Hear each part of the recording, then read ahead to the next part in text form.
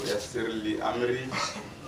واحلل عقدة من لساني يفقهوا قولي.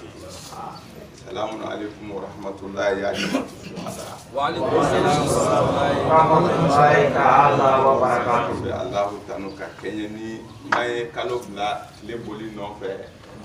surtout samsibe o kibariya di amma alquran sura bi konon ani kele averse folo la lebe boli kalo fana tugumbe kile ko afana be boli do de konona na o boli suratu rahman ba afo anyana alquran sura bi duru verse duru ko be boli keren ne yere de kono ko a keren ne do boli ne a keren ne do kabako kuma ko boli ni akere nundo de akoko an ya bla boli kono yasin bo suratu yasin be afo anyana alquran sura bisaba ani woro a verset bisaba ani kono ko abafo anyana ko o te bushi nyogona la shamsa el bagila comme ina fo terrain de football terrain munum be fen kolita atletu be boli akono nana ni ibora ika sira in kono ka ta don sira do in kono nana ibe disqualifier kile ni kalo nunu ani aw nyebe anyebe fengo fenna ka be o chogo yala ko abe boli kono nana abe orbiti keren nen kono nana na boro kono alaba disqualifier wa tseka ko kono parce que ya mari guluti ala e konu klan ka bla chogo na adama dende plara ayerama ani jinaw a hakili di awma abe aw yirama bi tien ko ni yiraw la ni iba fe amine mais dans fin ton to la abe comme ina fo melekiya Quran sura bi woroni woro aya woro ba ko nyina melekiya o te dans fin mu be se ka ala yere ka kuma kan soso ruti ala ka kuma kan donc les ani kalo nunu clara ka bla hukum ko na obeto hukum ko na fo ala ko fa dan c'est-à-dire que ko bela jelen ko abina se adan de yomal akhir mun be ka fo c'est-à-dire que dondo be na ke ni bebe halaki abe sangulo be boy duma kulo be boy fem bela jelen be ba abe dani kura ya suratul anbiya ibo fo enyana Quran sura mu gani kele aya kebe wala ako suratul yunus kono korona sura 10 verset 12 ako kalo ani klene adimbe awma na fachama mbala me adoye jume wala sa auka samu jate ani wa ta'lamu adada sinina wal hisaba wala ambe nayi jato ni ayo ofin flat tugu nyona ambe jate so ka bien le 15 octobre kalo samba fla ani samuwa ani sankele alhamdulillah rabbil alamin tanube iye antigi sangulo kono tanube iye antigi dugma kolo sanfe sani dugu che tanube iye shaidu na ye alaja ambe baroke ni chogo yala tuma o tuma na ye nyogon soro dala jere ka nyogon daje o de bele ko juma jamu ka fara nyogon ka jamu we jamu mun fo o ka jamu ko dale ala o ka jamu te che ga kuma be be mun no wala sa aka se ka juma afamu ka juma na fora juma jamu ka fara nyogon ka donc o fara nyogon kan don de ye o de kɔsɔn an bɛ to ka ɲɔgɔn sɔrɔ n'an ye ɲɔgɔn sɔrɔ n'an ye ala bato kɔrɔna sura juma a yɛrɛ kɔrɔna sura 62 aya 9 tan ni kelen a ko ko ni an ye ɲɔgɔn sɔrɔ welekan ye kɔfɛ aw welelen kɔrɔ kɔ seli la aw bɛ baara o baara la a b'a bila a bɛ ɲɔgɔn dalajɛ n'a ye ɲɔgɔn dalajɛ a bɛ seli ni bɔ yen ala ta ye a b'o bɔ yen o taara o kɛ jɔ fila ye a ye seli b'a nɔ na seli fana kelen de don i tɛ fɛn bɔ a la pour que i ka fɛn bɔ seli la sarti fila dɔrɔn de di bɛ e ma o la kuran sura 4 aya 100 o ye ni i bɛ tagama si sira la walima balaw donc bana bɛ se ka ye hali banaw bana ye balaw de i dalen ne se ka wuli i bɛ balaw de la donc o la i bɛ seli surunya ni sarti fila i bɛ wala nin fila dɔrɔn de kabako n nana o fana tigɛ a ka tigɛ ko fɛrɛ la adamadenw ma o la n'an ye ɲɔgɔn sɔrɔ nin cogo la an bɛ to ka ɲɔgɔn baro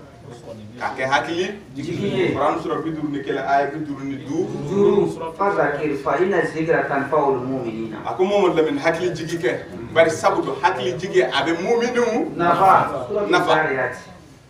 hakili jigi kɛ hakili jigi ni kuran sura 15 verset kɔnɔntɔn a b'a f'i ye ko nin bɛ hakili jigi inna nahnu nazzalna zikra wa inna lahu lahafizun anw ye hakili jigi fɛn kuranu an y'a zikra wa anw b'a kɔlɔsi a ko bɔn sisan hakili jigi kɛ ni nin ye a bɛ maaw nafa minnu limanalen don wala shahidu an limanalen don wallazina yu'minuna bima unzila ilayka wa ma unzila min qablika a ko o limanalen don bima mɔgɔ minnu limanalen don bima ni fɛn ye Alahu ye mun jigin a ka kiramɔgɔ in kan kuran sura 2 bakara verset 4 a ko ka sɔrɔ ka limaniya kitabu fana na minnu jiginna ka kɔn alakira ta ɲɛ i b'o ye kuranɛ sura 3 aya 3 kitabu 3 kira ta bɛ yen ta o ta jiginna jiginna o limaniyalen don ni alakira ta nin ye o bɛ limaniya ni kitabu ye minnu jiginna ka kɔn alakira ta ɲɛ ko olu de danginiya mɔgɔw ye koyi olu de danginilen don kiyama ko la a ɲɛ jati kɔni ma wa olu tigilamɔgɔw wa ulaika ala hudan min rabbihim olu de bɛ o tigi ala ka kanda sira jati kɔni kan ulaika humul muflihun wa ni yɔrɔ tigi tɛ mɔgɔ wɛrɛ wele olu kɔ Allahu akbar o la an bɛ ɲɔgɔn hakili jigin inshallah bi an bɛna kuma babu kɛrɛnkɛrɛnnen dɔ kan u bɛ to ka a kumaw fɔ kosɛbɛ donc ni u bɛ to ka fɛn minnu fɔ ni an ye temps sɔrɔ an bɛ to ka an da don a la ka sɔrɔ ka babuw dan tigɛ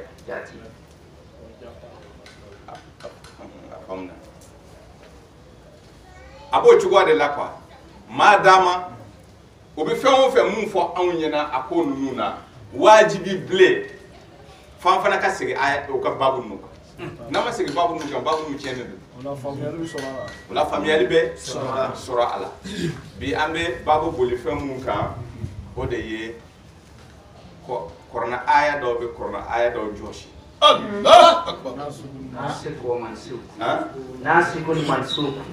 nasiku walima bɛɛ ye nin mɛn ko alikuranɛ aya dɔw bɛ yen o jɔsilen don ka fɔ kuranɛ kɔnɔna na baarati a bɛ mun jɔsilen don ka baara kɛ n'a ye mun jɔsilen don e m'o baara bɛ kɛ n'a ye a bɛ kɛ don dɔ u ka lasigiden dɔ a kalaninba de don mɛ denmisɛnnin de don o y'a bila ka taa yen fɛ larabu jamana na a ye kalan kɛ fo k'a kunkolo sote a bongosi bɛ tan k'a ka kurusi tigɛ forokɛnin dɔ b'a bolo a bɛ yaala n'o ye mɛ n'a ye kuranɛ minɛ i ɲɛna i b'a fɔ a tɔ ten e mago bɛ mɔgɔ mun na dɛ e mago bɛ mɔgɔ mun jati la k'a fɔ ko kuranɛ tigi de filɛ nin ye dɛ i b'a fɔ k'a kana dabila a ka kuranɛ kalankan de ka di wa a bɛ kuranɛ tarjumi de dɔn wa an n'a ye ɲɔgɔn sɔrɔ Shahidu Mamudu Goro a bɛ yan Goro mana Shahidu Mamudu a ma se ale ye a seere ye a yɛrɛ ka dɔnbaga ŋana yɛrɛ de a bɛ sanni kɛ a fɛ yen n'a nana sanni kɛ a bɛna sɔrɔ ordinateur la corona bɛ ka jouer quoi depuis a bɛ don da la a b'a ta sɔrɔ mun bɛ a b'a ta n'a y'a ta f'a yɛrɛ bɛ a bɛ farifoni kɔ effectivement n'a y'a ta fana i fana farifoni ka fara kan mais ja kafiri belebeleba kabako yɛrɛ kafiri ye ko ɲuman don kafiri ye ko ɲuman don o ka kibaruya nana Kuran sura 207 aya fɔlɔ kɔ suratul munafiqun don dɔ la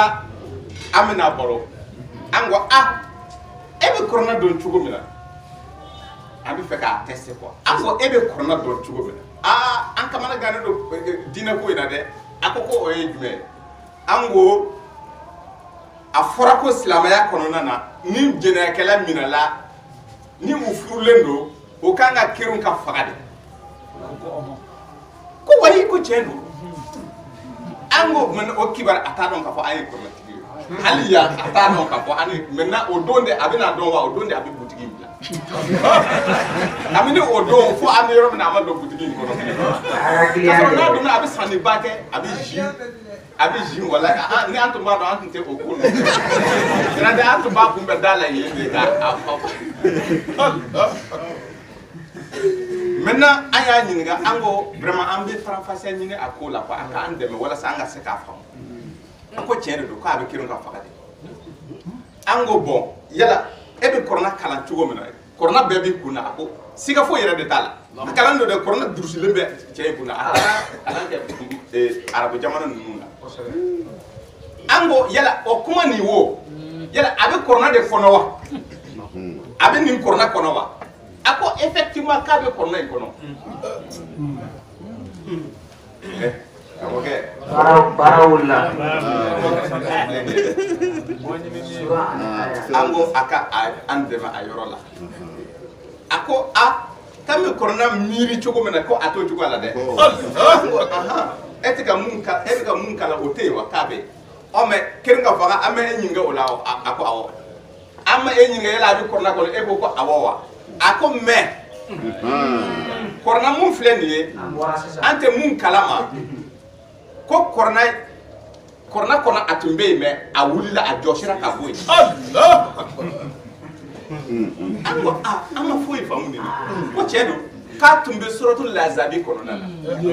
corona sura 37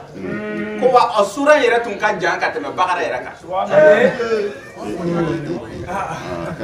komi a jɔsira de ko a tun b'o de kɔnɔ mais ko baara bɛ kɛ n'a ye a jɔsira ka bɔ alikɔrɔna kɔnɔ nka baara bɛ kɛ n'a ye a sɔnna ka nin kuma fɔ tuma min na a y'a to yen a y'a ka kuma bɛɛ fɔ an ko bɔ ustad a dun sɛbɛnnen bɛ yen Kuran sura ko a jɔsira cogo di an y'a ɲininka a jɔsira cogo di ko a nana a tun bɛ corona yɛrɛ de kɔnɔ komi a jɔsira de ko an bɛ jɔsi mun dɔn ko a tɛ yɛrɛ de a wulila ka bɔ yen a yɛrɛ tɛ corona kɔnɔ bilen fo o de kosɔn sura in yɛrɛ surunyana n'o tɛ ko sura in yɛrɛ tun ka jan comme bakara a ye kuma ninnu fɔ k'a ban tuma min na an ye hijiri de yira a la Kuran sura 15 aya 9 inna nahnu nazzalna zikra wa inna lahu ala ko k'ale lahafizun yɛrɛ de ye Kuranu hakili jigin ale yɛrɛ de y'a a jigi wa olu yɛrɛ de b'a a tanga ale n'a ka mɛlɛkɛw an ko o aya ni sisan an b'o faamu cogo di yen de la cɛ ɲɛ bɛ munumunu daminɛ a ma se ka aya ni parce que ni aya ni ani a bɔra ka kuma minnu fɔ o tɛ ɲɔgɔn ye sira la a dun corona dun jiginna o aya dun jiginna a tun bɛ yen mais a jɔsira karamɔgɔkɛ cɛ bɔlen a ma segin bilen dɛ o la de k'a fɔ aw ye fɛn caman bɛ fɔ diinɛ kɔnɔna na tuma kelen kelen n'an ye temps sɔrɔ an bɛ segin o baro ninnu kan walasa ka adamadenw lakunu bari sabu don ala ɲɛna an ma k'an kɛ corona dunkew ye corona dɔnbaga nka n kana o ye ni olu bɛ wele ko suwada minnu serera ni ala ka kuma ye e tɛ dɔ wɛrɛ kalan kuma tɛ k'a fɔ ko e bɛ naganakan kalan e tɛ foyi kalan ni ala ka kuma tɛ ni dun bɛ ala ka kuma kalan a yɛrɛ de bɛ e kalan i bɛ taa n'a ye dɔɔni dɔɔni dɔrɔn sira ala ɲɛ kuranɛ sura 2 aya 100 sira ala ɲɛ i ka kuranɛ kalan fɔ ala b'i lakalan mais a sarti i bɛ ban naganaga kan bɛɛ lajɛlen k'a fɔ ko ala ta in de ye diinɛ ye wa kuma bɛ fɔ a kɔnɔna na o la walasa yani an ka don babu kɔnɔna na an ka taa alikuranɛ sura 5 ta suratul maida a aya 48 an ka taa ye ka dɔɔni k'o kɛ donkan ye ka taa don babu in kɔnɔ ka tɛmɛ n'a ye a ye mun fɔ وأنزلنا إليك الكتاب بالحق أكون الله يكتب جيجي إكاني تشجاتي جاتي محمد لمن مصدقا لما بين يديه من الكتاب ومهيمنا عليه كاتشنتي جالك كتابو لا فين فنا na muntumbe ka kon etani nye me ka soraka etani fisa ni uye ka alqur'an fisa ni fenye muntum jigina ka kon etani nye etani nana o tientigiya me fisa ma ciyala ne Allah ye e ka korna ni fisa ni abe ebe ni famu tugo Allah ala dun ko inna haza la fi sufil ula sufi ibrahima wa musa alquran sura bi shegini wolo koni mun filɛ nin ye dɛ k'a bɔra gafe de kɔnɔna na musa gafe mun tun bɛ musa bolo etani bɔra a kɔnɔna na a bɔra a kɔnɔ a bɛ se ka fisa n'a ye cogo di Allah akbar a ko Muhammad Lamin e ka nin kɔrɔna nin ye kɔrɔna fisama ci ye k'a fisaya ni kitabu ye ale yɛrɛ nana ka kitabu minnu sɔrɔ k'a tiɲɛ tigiya Allah akbar nin kuma nin an bɛ nin walawala dɔɔni Oustaz, ta suratu Bakara tout à verset 147. Instruis-toi. Nous avons fait descendre les livres avec la vérité pour confirmer les livres qui étaient là avant lui et pour prévaloir sur lui. Pour prévaloir sur lui. Hein? Chapitre 5, verset 48. Voilà ça. Et puis, Abdana est dans le Akana Gilifushi. Ambe yande na wakati sera ambe ajoka yereke ama preside tebana usai wakadhalika ja'alnakum ummatan wasatan litakunu ko wakadhalika ja'alnakum ummatan wasatan abe o chogoya la ne Allah ye awke chaman che matuye litakunu shuhada ala nas ka shere ye mogoma ha awo ina fo chidembe wa yakunu rasulu alaykum shahidan ina fo chidembe na ka shere aw ma chugum Allah akbar akoko ne Allah ye aw ke chama che wasata ko wasatia chama che wasata ala chamache alwasatu chamache Allah kunde ya oke oye kwa aw ala ye anke chamache manto yo chogodi ay anke chamache manto yo ni Qur'anu de ye Allah akbar donc kornaka fisama ciya mun bala ka fo ode obe aw de makwa aw ye manto la fisama ciye mais chamache chogodi foni ga wala korna ye kitabu fisama ciye ka teme tawrata ka korna kafsa ni linjile korna kafsa ni tawrata ye ha kana sito kuma na de Allah akbar adum boro ulu de la wa aw fana aye aw ke chamache o chamache ni ya famu talenye ebina korna ka fisama ciya ye ko ka fo korna kafsa ni tawrata a kafsa ni linjile ye ebina o ye o yoro la fisama ciya mun bala ka nyefo aye korna sura 2 verset binani shegini ebina o ye ko chai et aussi nous avons fait de vous une communauté de justes pour que vous soyez témoins aux gens, comme le messager sera témoin à vous. Surat 2, verset 143. Surat 2, verset 143. Verset 143. Ola, an ka na caman cɛ in lajɛ walasa ka fisama ciya sɔrɔ kɔrɔna na walasa ka tɛmɛ ni babu nin ye Allah an ka taa Deutéronome ta chapitre 19 verset 21 chapitre 19 verset 21 Deutéronome Taurata kɔnɔna na chapitre 19 chapitre 19 verset 21 kuma ba dɔ bɛ yen an bɛna kuma dɔ ta yen kana kuma ta linjili kɔnɔ kana kuma ta kɔrɔna kɔnɔ ka kɔrɔna ka fisama ciya ye kitabu 2 in kan ani mun de kɔsɔn anw ye caman cɛ mɔgɔw ye tafsir ayat bil ayat Tu ne jetteras aucun regard de piété. De pitié. Ako karana hine kafo ko ibina inyeke hine nyeye hine to ko hine to yako kana hine mashila ako Musa iba fo ika manto mo mani o Israel ka denu ye hine ka bo unye ka pew kemena Pour eux. Ni ma yinye ti ba nye ti de wajibi blende hine tala Dent pour dent. Ni ma yinyi kare iba nyi kare de Main pour main. Ni ma yi tege kare iba tege kare de Pied pour pied. Ni ma yi sen kare iba sen kare de wajibi blende hine tala kana hine wajibi de certains ordres c'est-à-dire il y a plus de pitié. Moi je ne jetterai aucun regard de pitié. Tu ne jettes pas hayata atana ikana ina ala few ikana hine ala few ni ka kɛ ni sara ye ni ka kɛ ni sara ye ni maa ye maa fa i bɛ fa de ɲɛ ka kɛ ɲɛ sara ye ɲi ka kɛ ɲi sara ye bolo ka kɛ bolo sara ye se ka kɛ se sara ye Allahu Akbar. Ça c'est la loi de la Torah. Ate wuli de abe. Yani diɲɛ wuli cɛ ala ka kuma tɛ yɛlɛma Kuranu sura wɔɔrɔ aya kɛmɛ aya tan duuru la mubatila li kali matihi wa huwa samiul alim. yɛlɛma cogo tɛ ala ka kuma na wuli cogo t'a la a bɛ yen fana hali sini sɔgɔma n'i ko k'i bɛ taa ni Taurata ka kiiri ye ni maa y'i ɲɛ ci i b'i ta sara de wajibi de don dɛ yafa tɛ yen yafara o tɛ yen dɛ k'i kana hinɛ yafa tɛ yen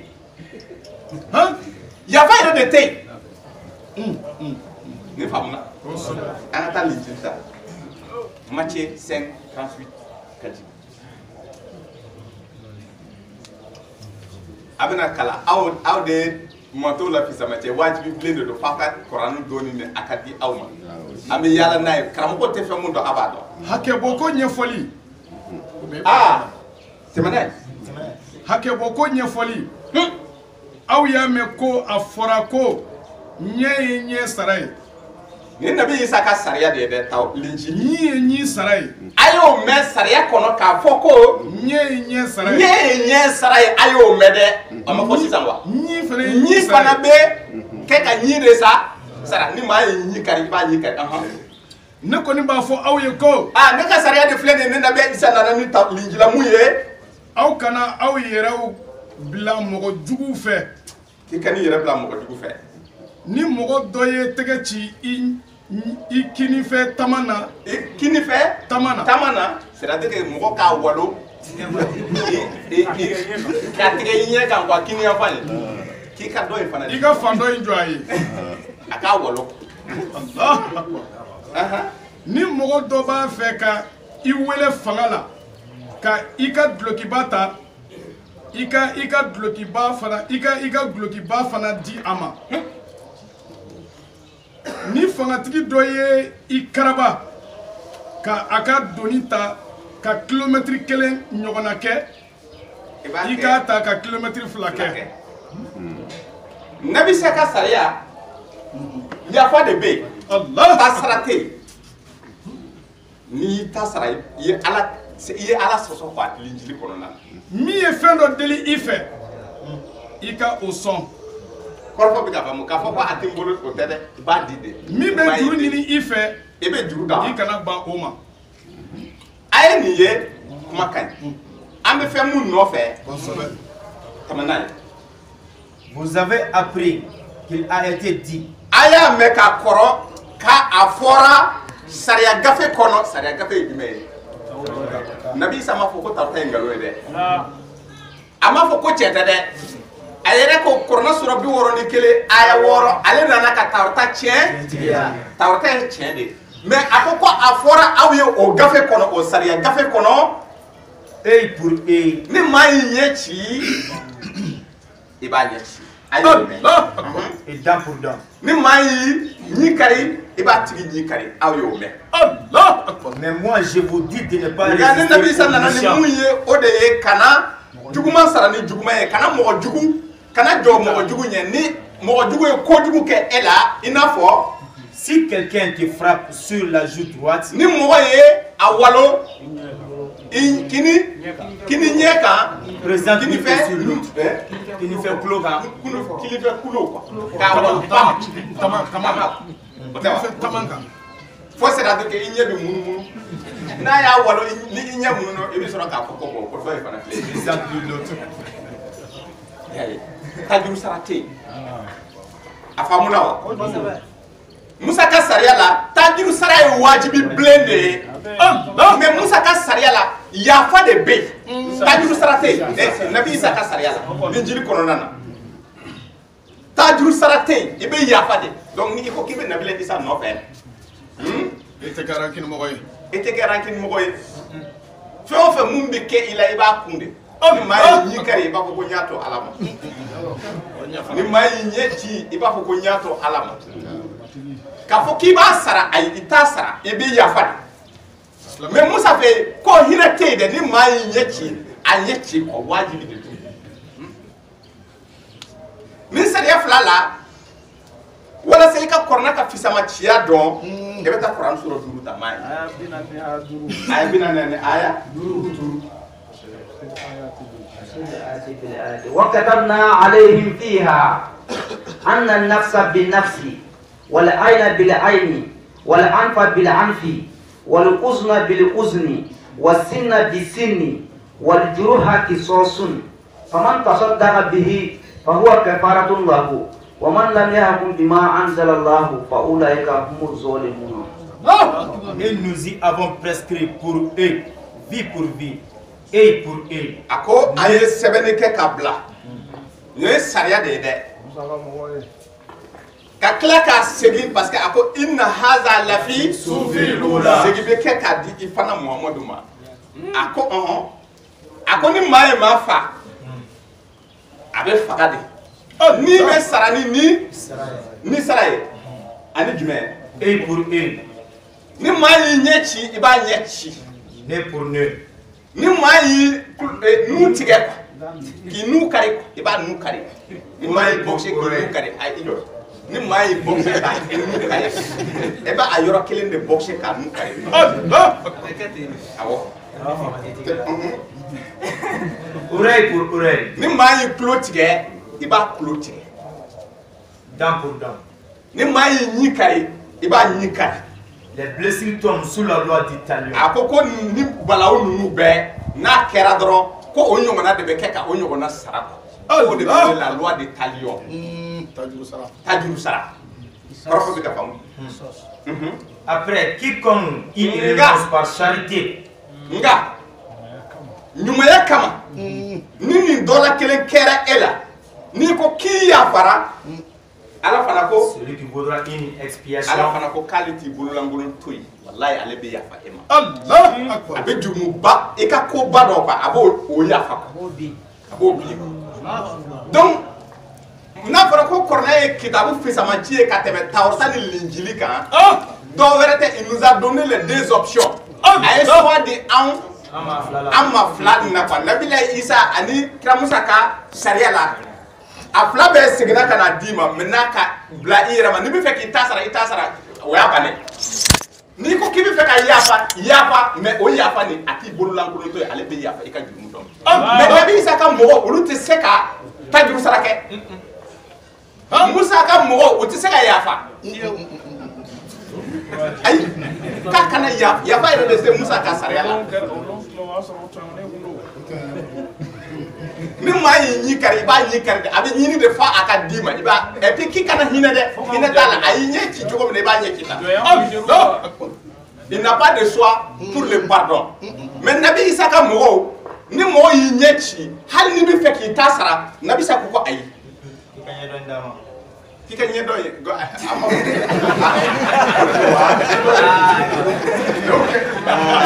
Wala tɛ se ka ɲɛ dɛ.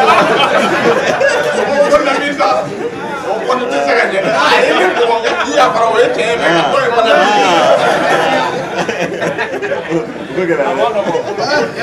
ni y'a fɛ bɛɛ ci la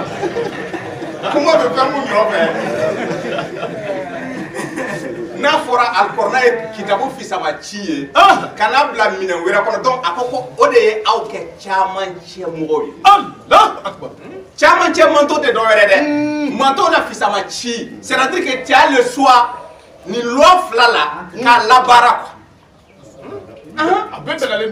dagalen don ye ne bɛ fɛ ka i ta sara o y'a bannen o ko banna ye n'i ko ko vraiment n'i yafara ala jaati kama a ko ne ala fana bɛ yafa e ma mais manto tɔ fila nin o ye Musa ka manto ani Nabi Isa ka manto soit kelen kelen dɔrɔn de bɛ o bolo olu tɛ se ka yɛlɛma kabako filɛ dɛ Mamadu ka manto mɔgɔw an bɛ sira mun kan sira nɔgɔmanba a b'o cogo la ni kuranu ni fisama ci de don ka tɛmɛ Tawurata kan fisama ci de don ka tɛmɛ Linjili kan a kuma a kɔrɔ fa n'a ba de filɛ a b'amu na mais an y'an yɛrɛ sɔrɔ nin lahala kɔnɔ cogo di cogo di an y'an yɛrɛ sɔrɔ nin nɔgɔya la kuma in bɛ yen wala an bɛ don babu kɔnɔna na ko aya dɔ bɛ aya kɔrɔna aya dɔ bɛ kɔrɔna aya dɔ wuli ka tila ka jɔsi ka bɔ pewu n'i y'o kumakan filɛ n'i ye aya dɔ kalan i tɛ a tigilamɔgɔ jalaki nka o ka dɔnni ka surun kojugu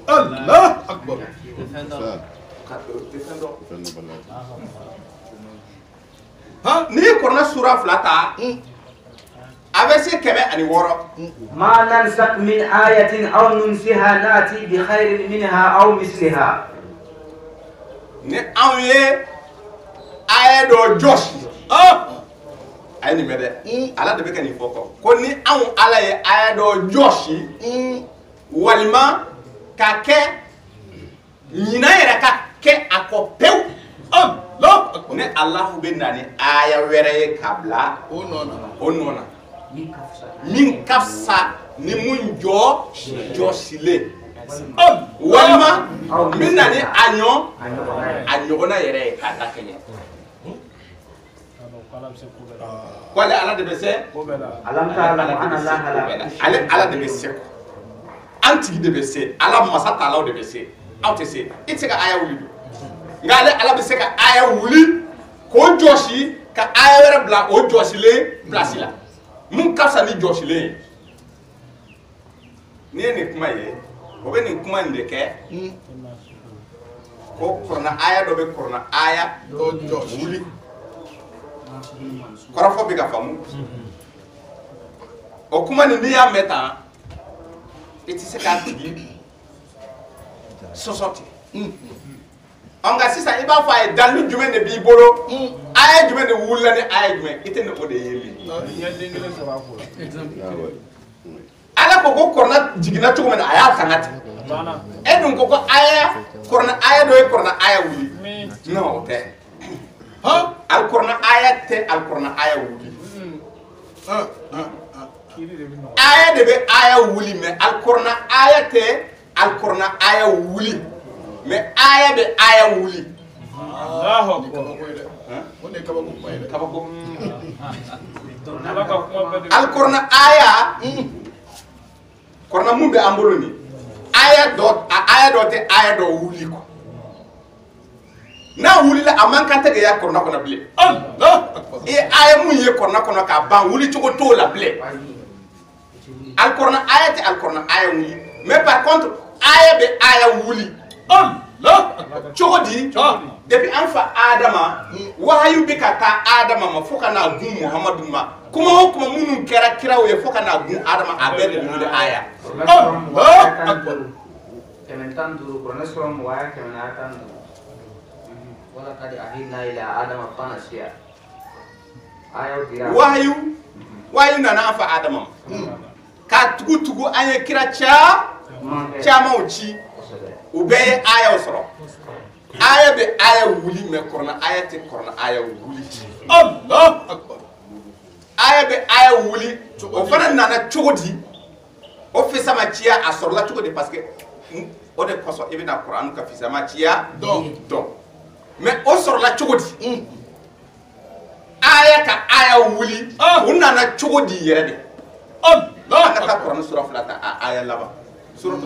Si nous abrogeons un verset quelconque ou que nous le faisons oublier, nous en apportons un meilleur ou un semblable. Ne sais-tu pas qu'Allah est omnipotent? Surat 2, verset 106. Surat 2, verset 106.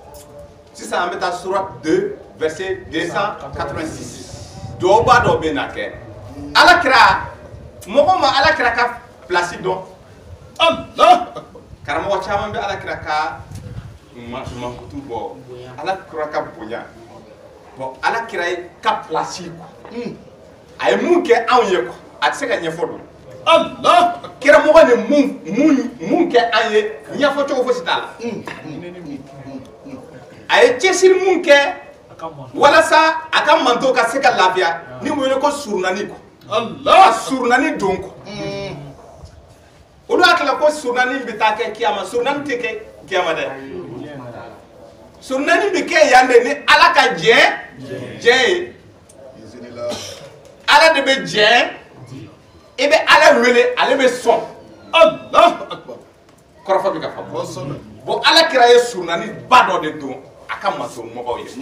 o de kosɔn kɔrɔna nana fisaya ni kawuta ye kɔrɔna nana fisaya ni linjili ye Allahu akbar cogo di a ye mun de surunani jumɛn de don ولا تحمل علينا إسرا كما حملته على الذين من قبلنا kana doni sigi anw kan ɲa ɲini i fɛn tigɛ ala i n'a fɔ i ye doni sigi manto tɛmɛnenw kan cogo min na Allah Musa ninnu ka manto Nabi Isa ninnu ka manto i ye doni mun sigi o da o doni ɲɔgɔnna kana sigi n ka manto ninnu kan Allah n'a fɔra ko karamɔgɔkɛ i bugɔ o bugɔ fo i ka pandɔ in fana di n'a fɔra ko ni maa nana juru ta i fɛ k'a fɔ ko a tɛ yen o tɛ yen i b'a di kɛ n'a fɔra ni karabara ka kilo fila tagama ni doni dɔ ye k'e ka fila fara a kan filanan kɛ ka fara a kan nin ka gɛlɛn dɛ n'a fɔra ko maa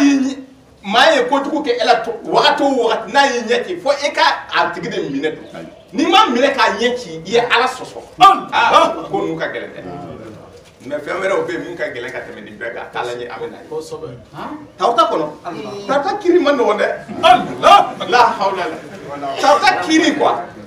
an bɛna aspect kelen dɔrɔn ta tawuta kiri la bi ka dɔɔni fɔ an tɛ se k'a ɲɛ sa ye karamɔgɔkɛ a ka gɛlɛn dɛ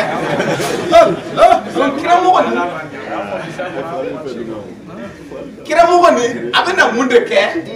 a bɛna ala wele ala ka fɛgɛyali kɛ doni na ka kiriw la kiri ala ka e ka kiri a fɛgɛya anw kan dɔɔni kana i ye mun ɲɔgɔnna kɛ ka manto tɔw ninnu doni cogo min na kana ne ta in kɛ ten dɛ ni jeli yɛrɛ de min se t'an ye kana o dan Rabbana wala tuhammilna ma la taqata lana bihi. Tɛmɛ n'a ye aya ye. Seigneur, ne nous charge pas d'un fardeau lourd comme tu as chargé ceux qui vécurent avant nous. Ne nous charge pas d'un fardeau lourd comme tu as chargé ceux qui vécurent avant nous. Comme tu as chargé ceux qui vécurent avant nous. Kana o doni sugu da an kan. Ala kira de ye nin surunani kɛ ka nin welema da kɛ ka ɲɛsin an daba ma fɛ. Ala kira ka ɲi dɛ. Cɛ a sɔmina joona koyi. Ni ala cɛ n'a tun ma sɔmi an ka alijana ko tun bɛ kɛ bisi basa ye parce que kiri ninnu ka ca kiriw ka ca ka ca donc tumana mina a ye nin duwawu kɛ ala sɔrɔla k'a fɔ ko kɔrɔna sura 87 wa nuyassiruka lil yusra a ko mun Lamin n bɛna e bila nɔgɔma n bɛna e bila sira kan mun ka nɔgɔ n bɛna nɔgɔya kɛ e ye k'i bila nɔgɔya sira kan. Allahu Akbar. A ko mun Lamin ne bɛna nɔgɔya kɛ e ye k'i bila nɔgɔya sira fana kan mais o sɔrɔla cogo di o sɔrɔla duwawu min de fɛ. Allah a ye duwawu mun kɛ ala ko n sɔnna ne tɛna doni da i kan ne tɛna doni da i ka mantow kan i n'a fɔ n y'a da mantow tɛmɛnenw kan cogo min na i ka surunani quoi n sɔnna ala kɛra tɛ taa surunani kɛ kiyama don dɛ k'a fɔ k'a ka manto dɔ bɛ ka ɲagada yan ala an tigi yama a bɛ maa ba 70 la d'a ma yan fɛ n'a y'a kɛ ten a bɛ non olu ye ziiri kumaw de ala kɛra ye surunani kɛ o surunani baro de b'a la ka bɔ ye cogo di an y'an yɛrɛ sɔrɔ camancɛ mantoya la cogo di an ka kɔrɔna nana kɛ fisama ci kitabu ye ka tɛmɛ tawrata kan ka tɛmɛ linjili kan o baro de b'a la ka bɔ kabako don k'a sɔrɔ a tun kan ka segin kɛ Musa ka sariya a tun bɛ segin de ko o kɛ k'a di Muhamadu fana o ɲɔgɔnna de don virgule tɛ bɔ a la segin bɛ kɛ k'a di ma a nana sɔmi joona a ko ala kana kɛ ko in kɛ ten n filɛ ni hinɛ filɛli ye quoi ne ani n ka manto mɔgɔ kana ko gɛlɛn e tun y'a da parce que o y'a sɔrɔ a bɛ ka Musa ninnu ka kisa bɔ a ye quoi Muhamadu Lamin nana sɔmi a ko ko ninnu ma nɔgɔn dɛ nin kiiri ninnu ne ka manto mɔgɔw tɛ se u lafulen don Kurani sura 4 aya 28 je vais alléger n bɛna nɔgɔya kɛ aw ye n bɛna nɔgɔya kɛ aw ye parce que dayifu ko an lafulen ko fanga ɲɛna barika ɲɛnama tɛ an lafulen nin bɛ Kurani sura 4 verset 28 donc ala kira ka wele dakan ni a y'a mɛn a sɔnna a ko n bɛna i bila nɔgɔya n bɛna nɔgɔya kɛ e ye k'i bila nɔgɔya sira kan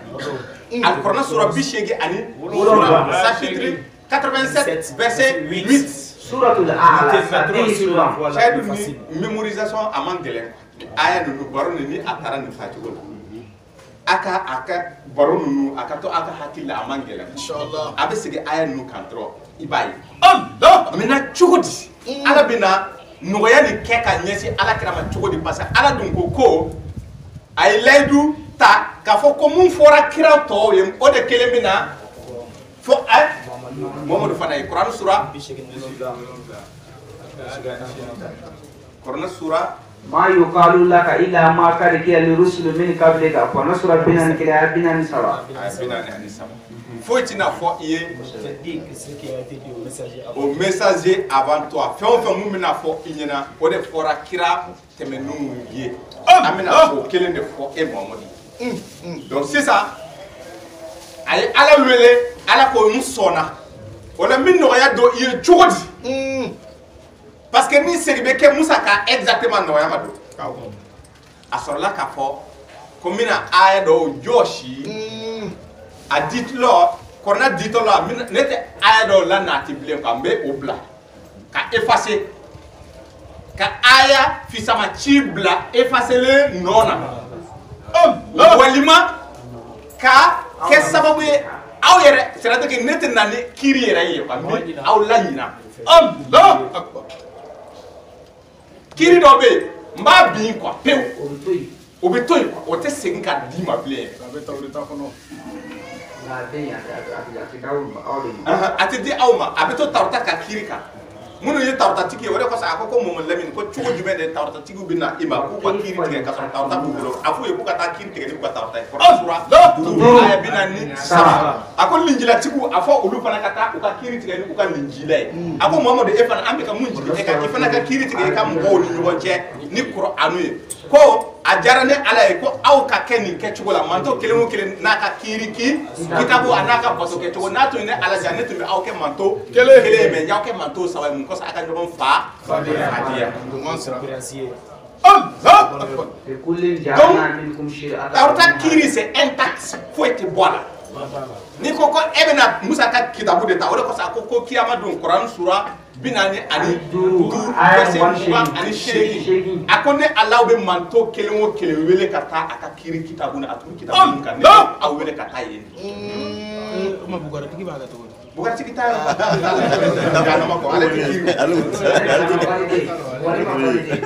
ne Ala ye kitabu a ma valide Bukari ka kitabu ma valide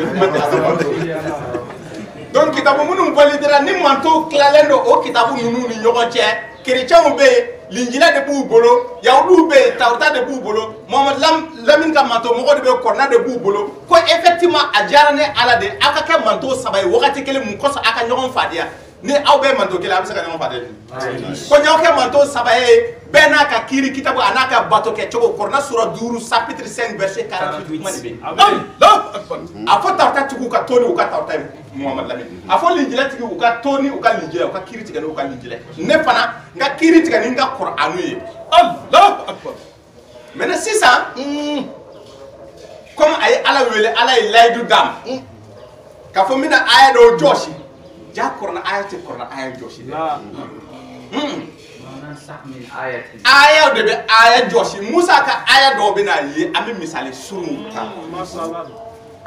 sisan tumana min a ye nin fɔ a ye aya dɔw minnu jɔsira a dɔ bɛna baro fɔ aw ɲɛna an ka taa Deutéronome ta 22 chapitre 22 verset 22 chapitre 22 verset 22 verset 23 si l'on trouve un homme couché avec une femme mariée ni cɛ minɛna a bɛ ka da ni muso furulen a bɛ k'o de ɲini n'a minɛna ils mourront tous deux a fila bɛɛ bɛ faga l'homme qui a couché avec la femme et la femme aussi cɛ bɛ faga muso in bɛ faga tu ôteras ainsi le mal o cogoya la i bɛ juguman sama ka bɔ Israël ka denw cɛ la ninnu man kan tɛ ka ye jama cɛ la u kan ka faga de ni sariya tɛ wuli dɛ a bɛ yen Tawrata tɛ wuli Ala ka kumakan tɛ wuli a bɛ yen hali sini sɔgɔma n'i ko k'i bɛ taa ni Tawrata ka kiiri ye ni i minɛna jɛnɛ la i bɛ faga de tɛmɛ n'a ye. Si une jeune fille vierge est fiancée et qu'un homme la rencontre dans la ville et couche avec elle, a ko ko ni muso mun ma cɛ ko dɔn nka a ma minɛna k'a ban cɛ dɔ fɛ a ma furu kɛ fɔlɔ dɛ a ma minɛnen don k'a ban a tɛ cɛ ko dɔn cɛ dɔ ka rencontre dans la ville et cɛ dɔ ka ani cɛ dɔ ka ɲɔgɔn ye dugu kɔnɔna na et couche avec elle. o ka sɔrɔ ka da ni ɲɔgɔn ye. Vous les amènerez tous deux à la porte de la ville. A b'u sama ka bɔ dugu kɔnɔna na a t'u faga dugu kɔnɔ dɛ a b'u labɔ dugu kɔnɔ ka taa n'a ye o taa n'u ye dugu donda la. Vous les lapiderez. ka taa dingɛ. Les lapiderez. a bɛ taa o kiriw yɛrɛ de ka faga. kiriw ka faga bɛ Tawrata de n ko karamɔgɔ ninnu tɛ fɛn dɔn. ko kiri dɔ bɛ Korana kɔnɔ. k'a jɔsilen don k'a bɛ labaara ka kɛ k'a tiɲɛnen don i ye nin ye kɛrenw ka faga bɛ Tawrata de kɔnɔ jɛnɛyakɛla bɛ kɛrenw ka faga de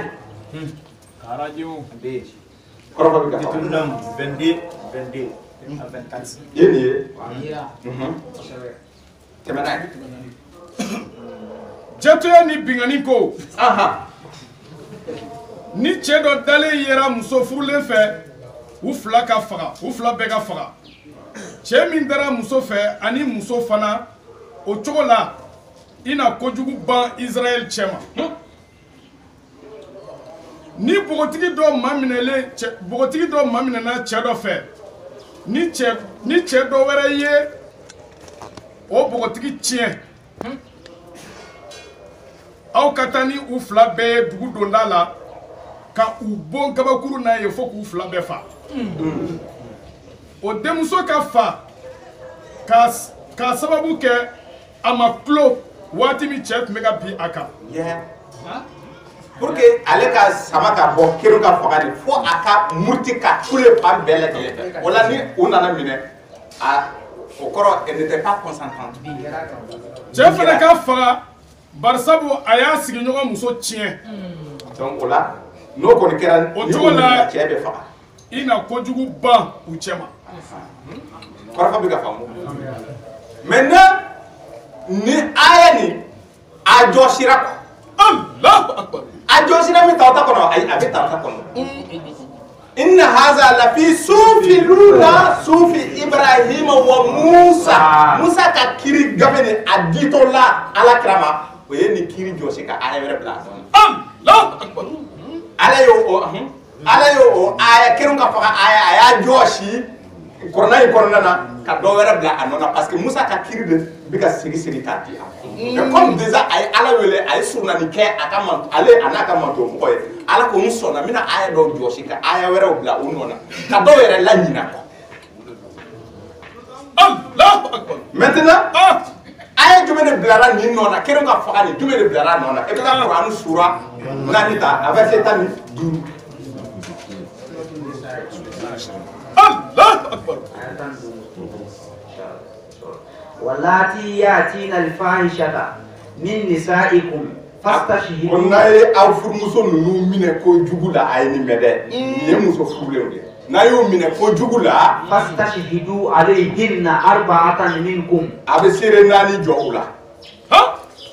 E mun e t'a la dɛ. E mun y'a ye e tɛ seere ye dɛ. E de bɛ taa déclaration kɛ e bɛ mɔgɔ 4 de ɲini k'a fɔ ko a tigi karisa furumuso walima nin furumuso filɛ nin ye. ko ni o minɛna.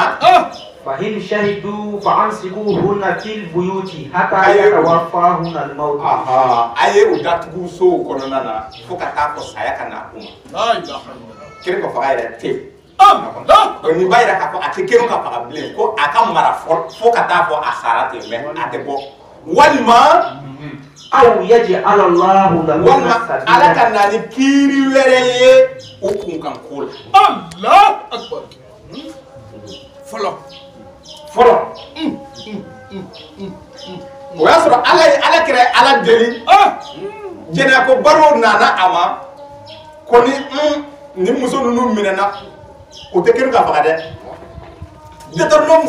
verset 22 chapitre 22 verset 22 23 o jɔsira kɔrɔna kɔnɔna na a tɛ segin ka d'a ma mais dɔw wɛrɛ de bɛna bila a place la. maintenant ça commence on appelle ça une loi tampon. I b'a kalan kisa de don nafa de don donc hali sini sɔgɔma ni muso minɛna a bɛ minɛ ka datugu fɔlɔ ko ka ɲɛɲini. Allahu akbar. kɔrɔfɔ bɛ ka ban. ni mɔgɔ minɛna jɛnɛya la a b'a ni accusation kɛra madama a fɔra ko a yera jɛnɛya la e mun ko k'a yera jɛnɛya la dɛ donc muso bɛ minɛ ka datugu fɔlɔ. Allahu akbar. donc e bɛ seere présenter i ka seere de tɛna ten. seere 4 bɛɛ bɛ na ni seere 4 nana o la mun kan ka kɛ o la o bɛ kɛ o la o jumɛn de kan ka kɛ o la ta Kurani sura 24. Allahu akbar. Celles de vos femmes qui forniquent, faites témoigner à leur encontre 4 d'entre vous. S'ils témoignent, alors confinez ces femmes dans vos maisons jusqu'à ce que la mort les rappelle ou qu'Allah décrète un autre ordre à leur égard. Ou qu'Allah décrète un autre ordre à leur égard. 14-15. Donc décret mun nana k'a tɔ dafa i t'o ye sura in kɔnɔ bilen e bɛ taa kɔnɔ sura 24 ka décret tɔ sɔrɔ yen. chapitre 24 verset 2 ta o ta. azaniyatu wazani. jɛnɛyakɛla musoman a n'a cɛman. fajlidu kulla wahidin minhuma mi'ata jalda. a y'u gosi ni gɛɲɛ 100. Allahu akbar. o bɛ bugɔ de ni gɛɲɛ 100 ye. wa k'a kana hi. wala ta'khuzkum. a kana hinɛ o la dɛ o baara in kɔnɔna na k'a fɔ k'i b'a bugɔ dɔɔnin dɔɔnin a b'a bugɔ de sɛbɛ yɛrɛ la. jɛnɛyakɛla furulen ani furubali a bɛɛ Allahu Akbar. Aya mun be kero ka faga o josira ka bo korona ko ya nga aya be tawta korona na wa ate joshi abe abe to ifo diebe wuli Musa kamanto moko ka kiri tawta Allah nabila Isa anana baramine anana sal asal doni aka to ta Quran Yohana Yohana chapitre 8 verset 1 à 8. La fornicatrice et le fornicateur. La fornicatrice et le fornicateur. Non, fornicateur. La fornicatrice et les fornicateurs. Faut-il chacun de 100 coups de fouet et ne soyez point pris de pitié pour eux dans l'exécution de la loi d'Allah. Surat 24, verset 2. Oh, ayat Saba. Parce que ala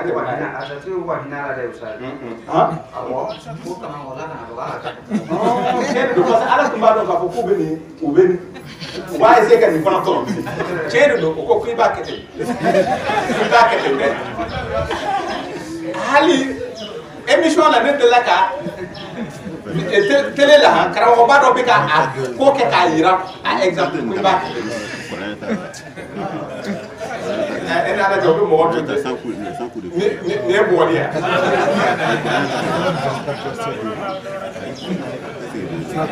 sere nani ni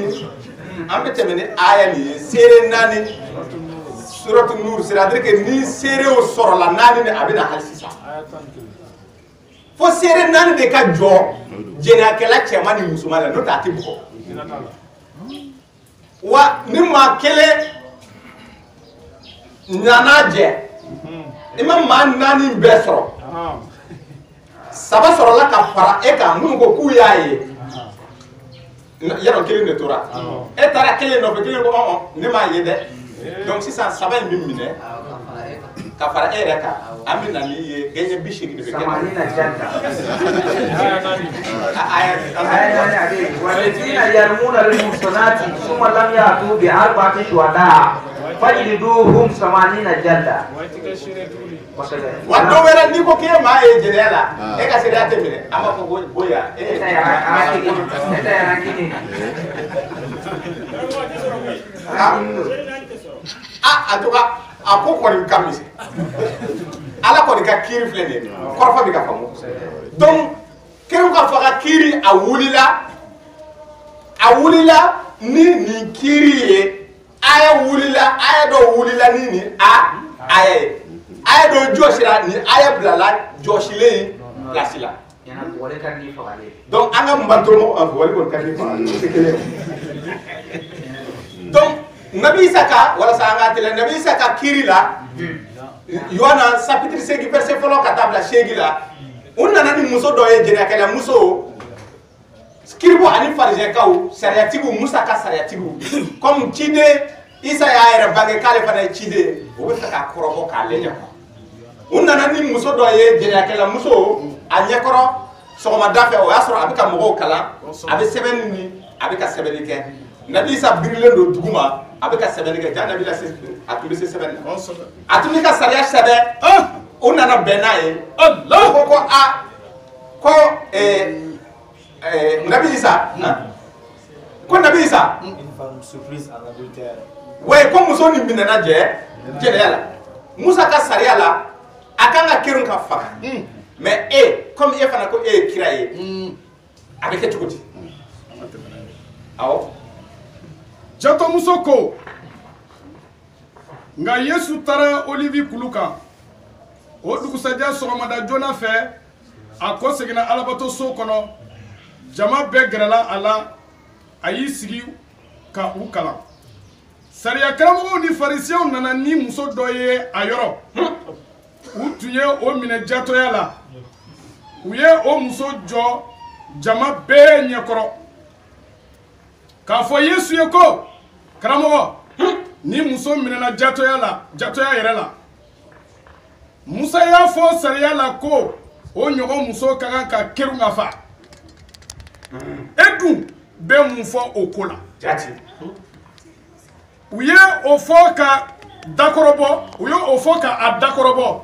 walisa ka sen do sababu sɔrɔ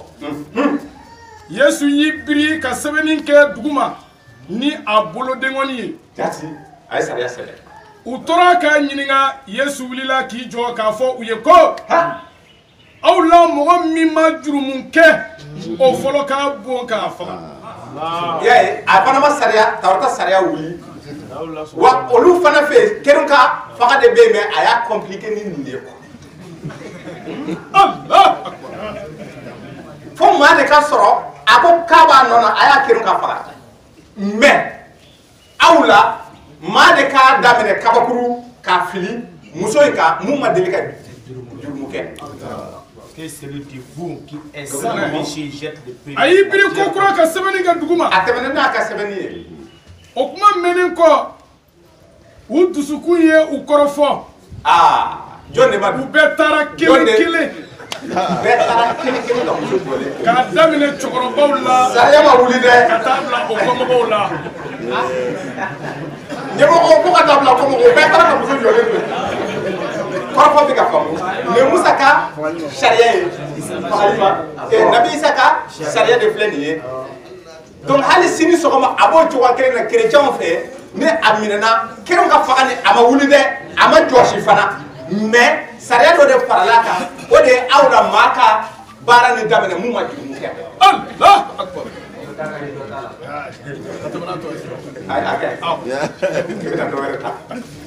Maintenant sisan anw an ta nin a ko bon sisan ni muso ninnu minɛna jɛnɛla furulenw ko tɛ faga dɛ o bɛ datugu fɔlɔ walasa Ala ka kiiri wɛrɛ nati a kibaruya kumako la a ye kiiri nati ka tugu direct ka bɔ misali kɔnɔ ka taa n'a ye nuru kɔnɔ ka fɔ désormais aw b'u bugɔ de gɛɲɛ cɛman ni musoman ni seere naani jɔra u kan maa naani ka seereya jɔ u kan o bɛ bugɔ de a ko mɛ Kuranɛ sura 4 musow ka sura aya 25 ni a sɔrɔla jɔnmuso furulen de ye o baara kɛ mun kan ka kɛ hɔrɔnmuso furulen ma ko a tilan de kan ka kɛ jɔnmuso furulen donc o ye gɛɲɛ de ye ni kɛrin ka faga tun de a tilan kɛ jumɛn bon i b'a ye nin tɛ Kuranɛ ka kiiri tɛ quoi a ko nka n'a sɔrɔla Alakira i yɛrɛ furumuso de minɛna nin baara cɛjugu in na Kuranɛ sura 33 aya 30 a ko olu an b'a doublé gɛɲɛ 100 de bɛ kɛ olu ale 100 ni kɛrin ka fa tun de don a kan ka kɛ cogo di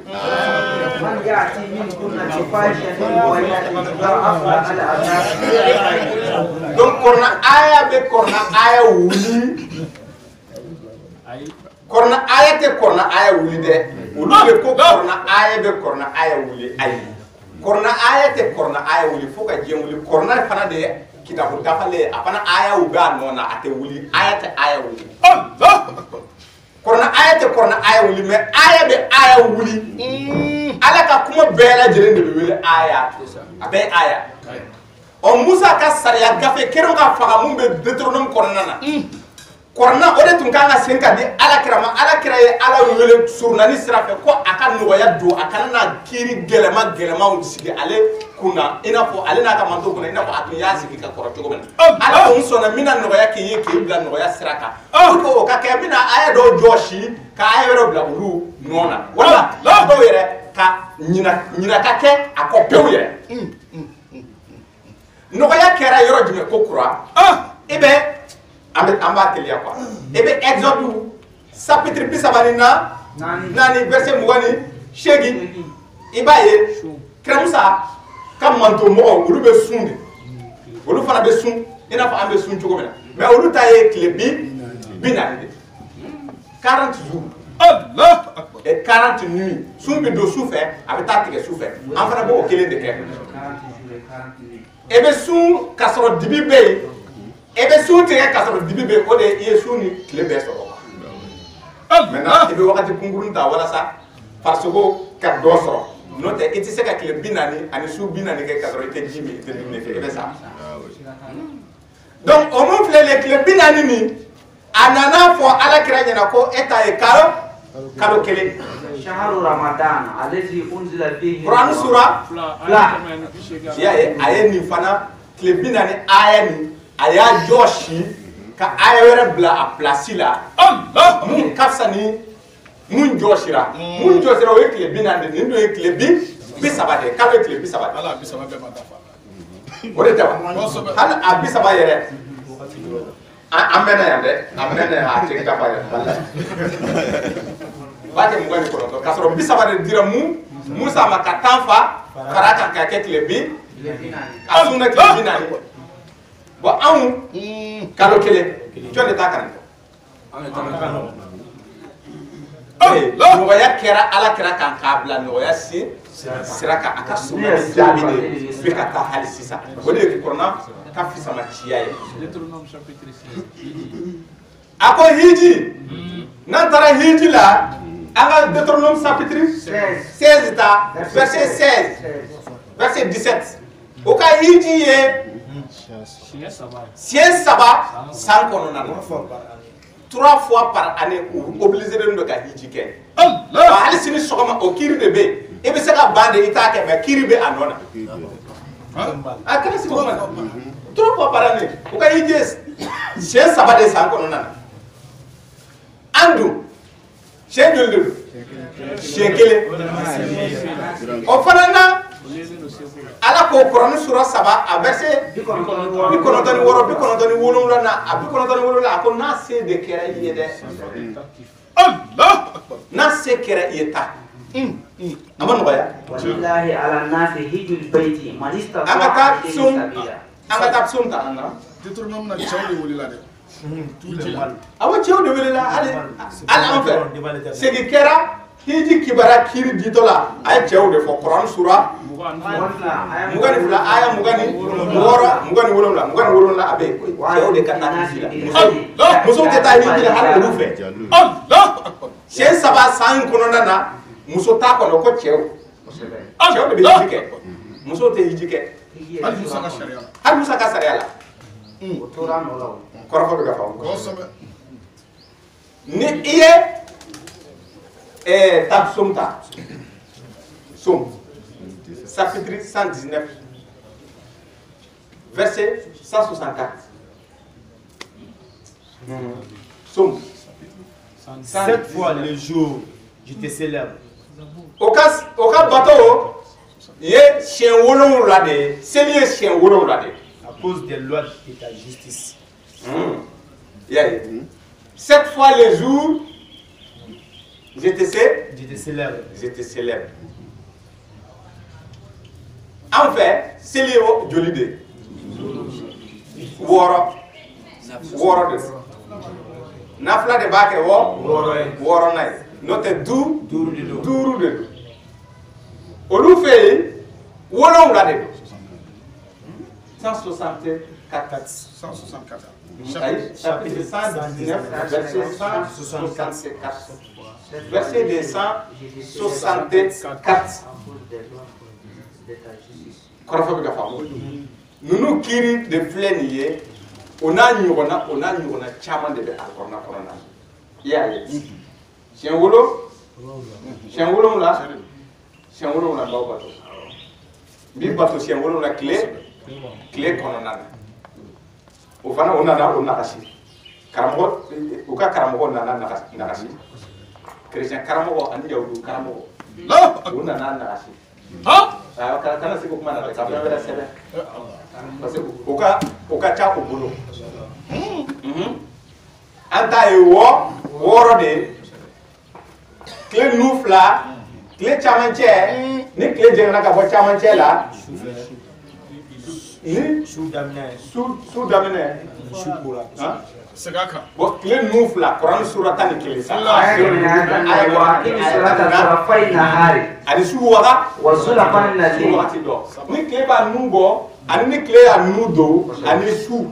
saba de tɛ wa Kuranɛ sura 30 aya 18 ni tile bɛ kun ani ni tile jɛngɛnna o ye 5 ye donc nafila a b'o fɔ Kurani sura a verset 70 ani kɔ ومن الليل فتهجد به نافلة لك nafilatan لك nafila kɔrɔ نافلة قرآن y'a ye ni su ye tilankɛ sɔrɔ ko sisan a bɛ se ka nafila seli suratul Munzamin Kurani sura 70 ani 3 a verset 20 i bɛ wuli minuit walima i bɛ wuli 2 heures wagati walima i bɛ wuli 3 heures wagati k'i bɛ nafila seli a ko nka o tɛ wajibi ye bari sabu caman bɛ yen ko u bɛ tagamaw kɛ u bɛ sɛgɛn u bɛ voilà bɛɛ tɛ se k'o kɛ quoi ala yɛrɛ ko tɛ ko a ma kɛ wajibi ye bɛɛ kan Allah donc 6 7 hiji a y'a nɔgɔya anw ye seli a y'a nɔgɔya anw ye jumɛn sun a y'a nɔgɔya anw ye mais jaka a y'a da kɛɲɛ Allah akbar an n'u ta bɛɛ an n'u ta bɛɛ Lévitique 27 Lévitique 27 verset 30 chapitre 27 chapitre 27 la dîme avec Hébreu chapitre 7 verset 1 à 4 a sɛbɛnnen bɛ la dîme tan o tan kelen o tan o tan kelen de nana Kuranɛ sura 6 aya 100 ani 60 tan na kelen di n b'a kɛ tan ye a ko aw ka sɔrɔ o la ko tan o tan kelen Kuranɛ sura 30 ani 4 verset 45 tan o tan kelen a y'a da kɛɲɛ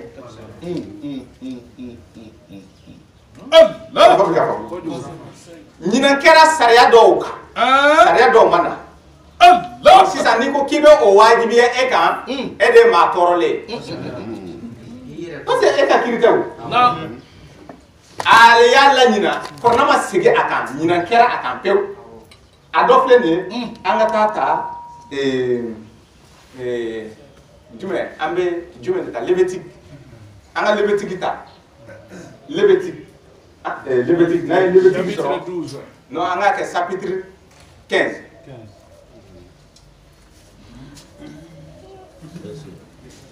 verset fɔlɔ ka jigin. L'Éternel parla à Moïse et Aaron et dit: Ala kumana dɛ a kumana Musa fɛ ka kuma Haruna fɛ a bɛna sariya di a ma chapitre 15 walasa an ka teliya i tɛ taa ni chapitre 15 direct ye. Parlez aux enfants d'Israël a ye kuma Israël ka denw fɛ et dis-leur: i b'a f'u ɲɛna tout homme qui a une génorée gonorrhée est par là même impire. Gonorrhée tana ye dɔn dɔ ye gonorrhée ye bana de ye gonorrhée bɛ dɔn ni cogo di matigi ko Musa ni Aron ma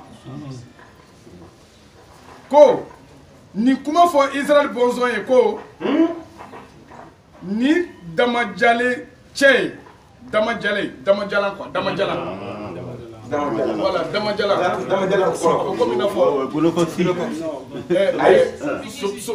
sopisi voilà voilà sopisi o yɛrɛ don ne tun bɛ k'o de n jɔlen ne tun bɛ k'o de ɲini i ma bamanankan ma nɔgɔn dɛ voilà sopisi bɛ mɔgɔ mun na ni sopisi ye mɔgɔ mun minɛ i nɔgɔra minɛ kana se a la dɛ a bɛ sariya de tugu a la sa a ye nin bɛrɛ ko sopisi bɛ mɔgɔ la ni damajalan ye cɛ min minɛ a nɔgɔlen don damajalan in kosɔn a ka damajalan in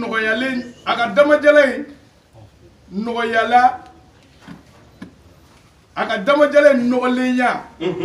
ko na kɛ 10 ye ni o joli tora ka woyo wala ni a jɔra o tigi nɔgɔlen bɛ donc a bɛ fɛ ka mun fɔ ko ni damajalan ye tant que a joli bɛ bɔ a tigilamɔgɔ ɲɛfɛ a bɛ hakɛ to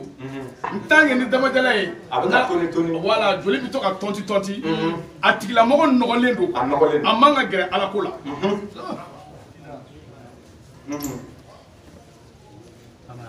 o damajalantɔ y'i da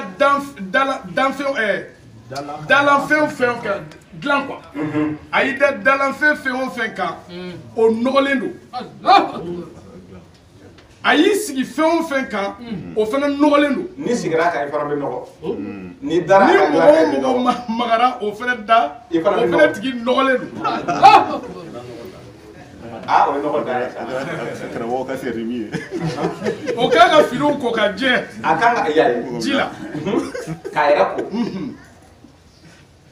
o nɔgɔlen natɔ fo wulada fɛ wa tile kuru kara bɛɛ i nɔgɔlen don hali ni e kɔni magara a ye a magara fɛn mun na k'a bila ni e fana magara a la dɔrɔn i nɔgɔra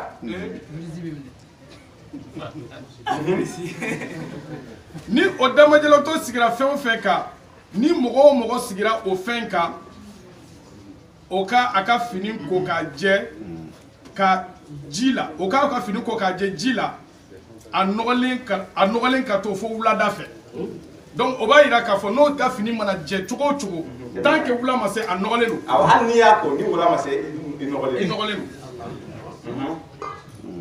tɛmɛ n'a ye donc ko ni mɔgɔ o mɔgɔ magara o damajɛlɛtɔ farisogo la a farisogo c'est à dire que a fɔ ko i ni sɔgɔma i k'i tɛgɛ di a k'i tɛgɛ minɛ o k'a ka finiw ko k'a jɛ fɛnɛ a kɛra baara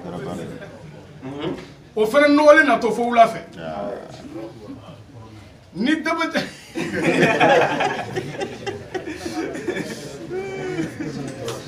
damajɛlɛtɔ ya a daji tu ala ka nin ci dɛ mɔgɔ jɛlen kan n'a ko tu n'a daji sera e ma i nɔgɔra o fɛnɛ nɔgɔra o fɛnɛ kan ka fini ko fo wula fɛ ni damajɛlɛtɔ sigira kirike o kirike kan o nɔgɔlen don yɛlɛkan fɛn o yɛlɛkan n'a y'i ka jakata minɛ n'a yɛlɛna i ka jakata n'a y'a singa k'a fɛn n'a seginna ka n'a d'i ma dɔrɔn n'i yɛlɛn'a kan dɔrɔn i fana nɔgɔlen don donc ni o damajɛlɛtɔ n'a sigira fɛn o fɛn kan mɔgɔ o mɔgɔ ni e sigira o kan i nɔgɔlen don i k'i ka fini ko fo wulada fɛ mɔgɔ min mana o fɛn fɛnɛ ta o fɛnɛ tigi nɔgɔlen don faamuna an ka taa fɛ damajɛlɛtɔ magara mɔgɔ o mɔgɔ la sani a ka a tɛgɛ ko ji la o mɔgɔ ka a ka fini ta o mɔgɔ k'a ka fini ko k'a yɛrɛ ko ka jɛ a nɔgɔlen natɔ fo wulada fɛ nin y'a tan ni filanan ye damajɛlɛtɔ magara bɔgɔ min na fɛn o fɛn na o ka ci hali n'a y'a ka telefɔni minɛ ni o kɛra jiri minan ye o n'a y'i ka telefɔni o kɛra ji minan ye o ka ci a mana maga minɛ o minɛ na i ka telefɔni bɛ ci de n'a ko ko i ka telefɔni siga ma n bɛna karisa wele n'a y'a minɛ k'a ban ka karisa wele i y'a dɔn k'a fɔ bana in b'a la telefɔni ko banna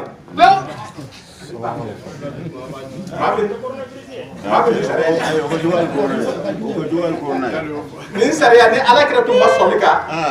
ala deli ɲinan ka kɛ ninnu dɔw kɔ ala yɛrɛ a y'a to sira tɛ kɛ a ye an la ɲinan kɔ sopisi yɛrɛ dun ye maliyɛn ka bana yɛrɛ kana sigi o kuma na dɛ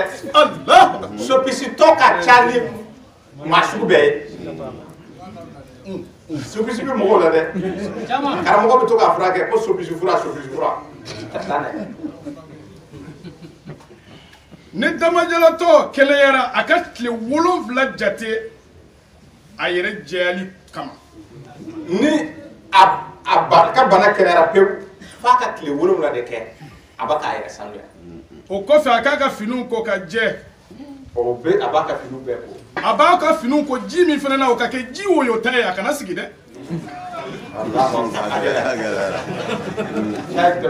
ko kiri nin a seginna a tile seginna don a kana ni tubanin 2 ye wala jɛnɛ tuban 2 ye jɛnɛ tuban ye pigeon ye quoi matigi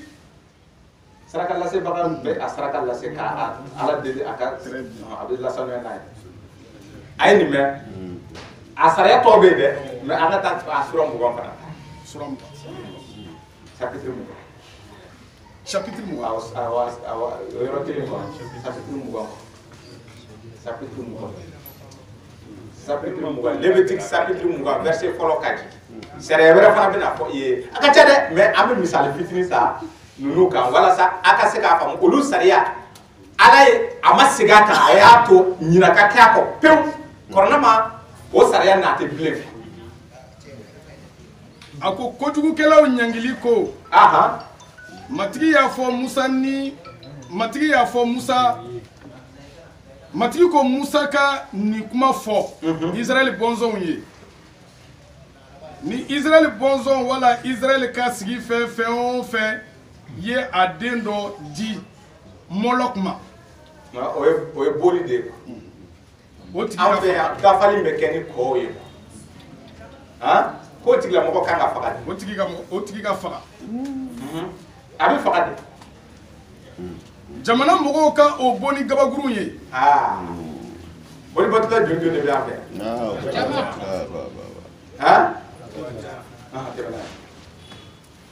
sabu ne yɛrɛ na ɲɛsin o mɔgɔ ma ka a gɛn ka bɔ a ka mɔgɔw cɛ ma e bɛ se ka verset 8 ta ka di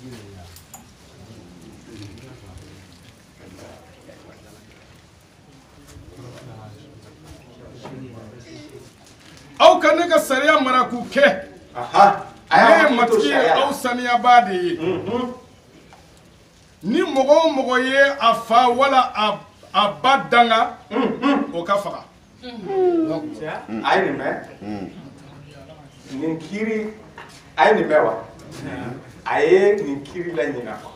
a y'a laɲina nin kiiri kɔ kɔrɔna sura 2 Bakara aya 100 aya 6 a ye a fa wala a ba danga a joli hakɛ na bi a yɛrɛ kan a bɛ faga de cɛ min bɛ jatɔya kɛ a sigiɲɔgɔnmuso fɛ o jato cɛ ni o jatemuso 2 bɛɛ lajɛlen ka faga cɛ min dara a fa muso fɛ o ye a fa lebu u 2 bɛɛ ka faga u joli hakɛ na bi u yɛrɛw kan ni cɛ dɔ dara a denkɛ muso fɛ u 2 bɛɛ ka faga u ye ko feere kelen kɛ dɛ u jeliw hakɛ na bi u yɛrɛw kan ni cɛ dɔ dara cɛ dɔ fɛ i n'a fɔ musow cogo u 2 bɛɛ ka faga u ye ko haramula pardon a bɛ hakɛ to yan yɔrɔ la n bɛ segin a kan ni cɛ dɔ dara cɛ fɛ i n'a fɔ muso cogo u 2 bɛɛ ye ko haramulen kɛ u ka faga ça veut dire que gɔrɔjɛgɛ nin bɛɛ ninnu bɛɛ bɛ faga de u jeliw hakɛ na bi u yɛrɛw kan tubabu jamana ninnu a ko bɛ yen dɛ olu dun ko k'olu ye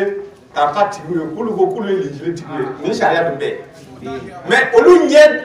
ɲɛ de tana ye kuranɛ ye ko kuranɛ ko kafiriw ka faga quoi kɔrɔfɔ bɛ ka fɔ hali o don ko faransi ye dɔ ye video ci ne ma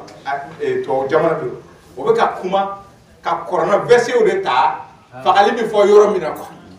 k'a sɔrɔ tarata bɛ yen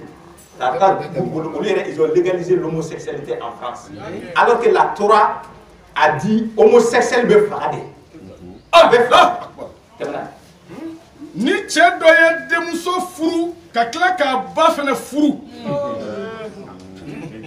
o ye kojuguba ye u ka jeni ni tasuma ye olu bɛ jeni ni tasuma o tɛ kɛnɛ ka faga dɛ tasuma de bɛ mɛnɛ o bɛ bila o cɛ ni muso 2 bɛɛ on les brûle vif ça c'est la Torah walisa o ɲɔgɔn kojugu kana kɛ aw cɛ ma ni cɛ dɔ dara bagan fɛ o ka faga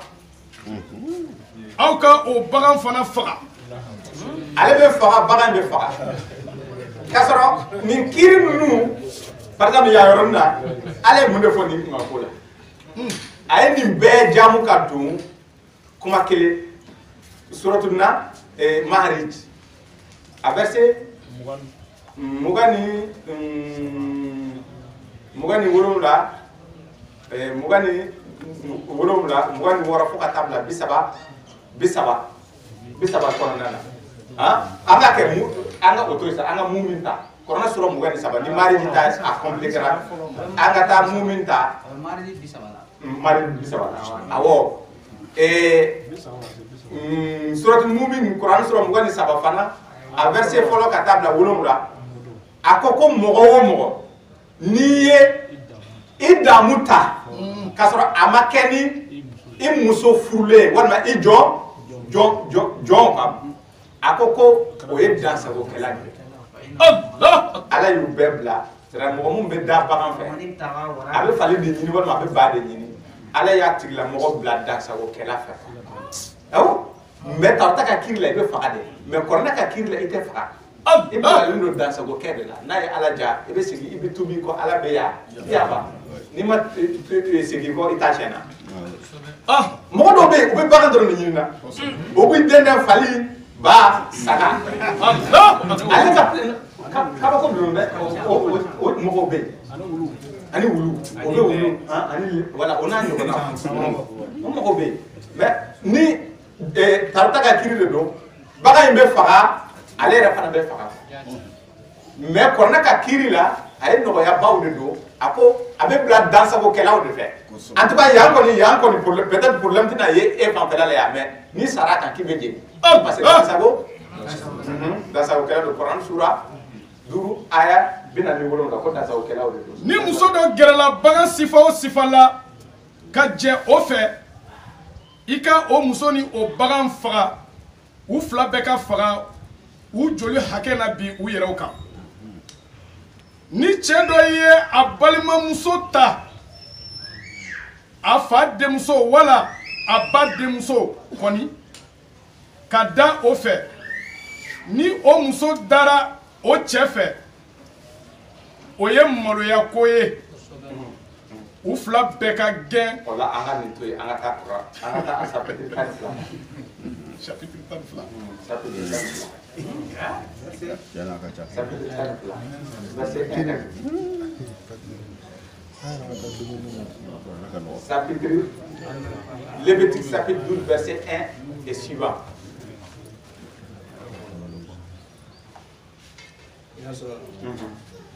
L'Éternel parla à Moïse et dit, parle aux enfants d'Israël.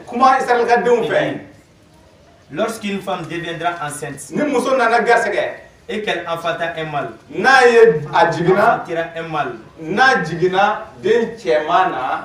et sera impur pendant 7 jours. Pendant 7 jours. 7 jours.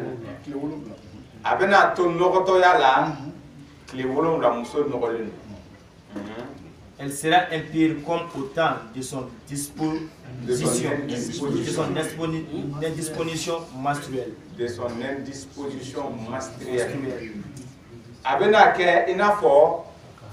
aka haida bo chuya comme joli be ka bo ala ko anogoto ya abeta kenyani comme muso be kare muso kare li. Le 8e jour, l'enfant sera circoncis.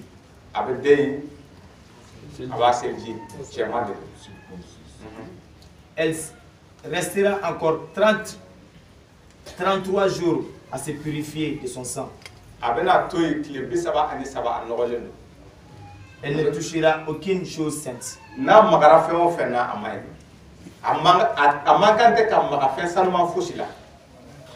Et elle n'ira point au sanctuaire.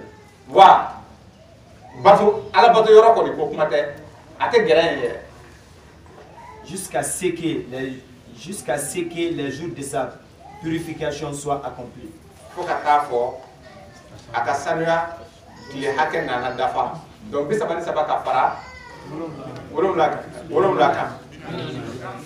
Donc, il y a l'ada au cas de l'ada qui est bien année, on va pour comme ça qui est bien année. On va tailler. Ça donc va tailler.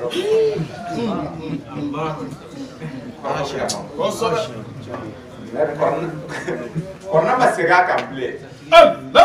donc ni muso jiginna a kiri fɛgɛyara an bolo kɔrɔna kiri fɛgɛyara ni a tigɛra dɔrɔn a sanuyara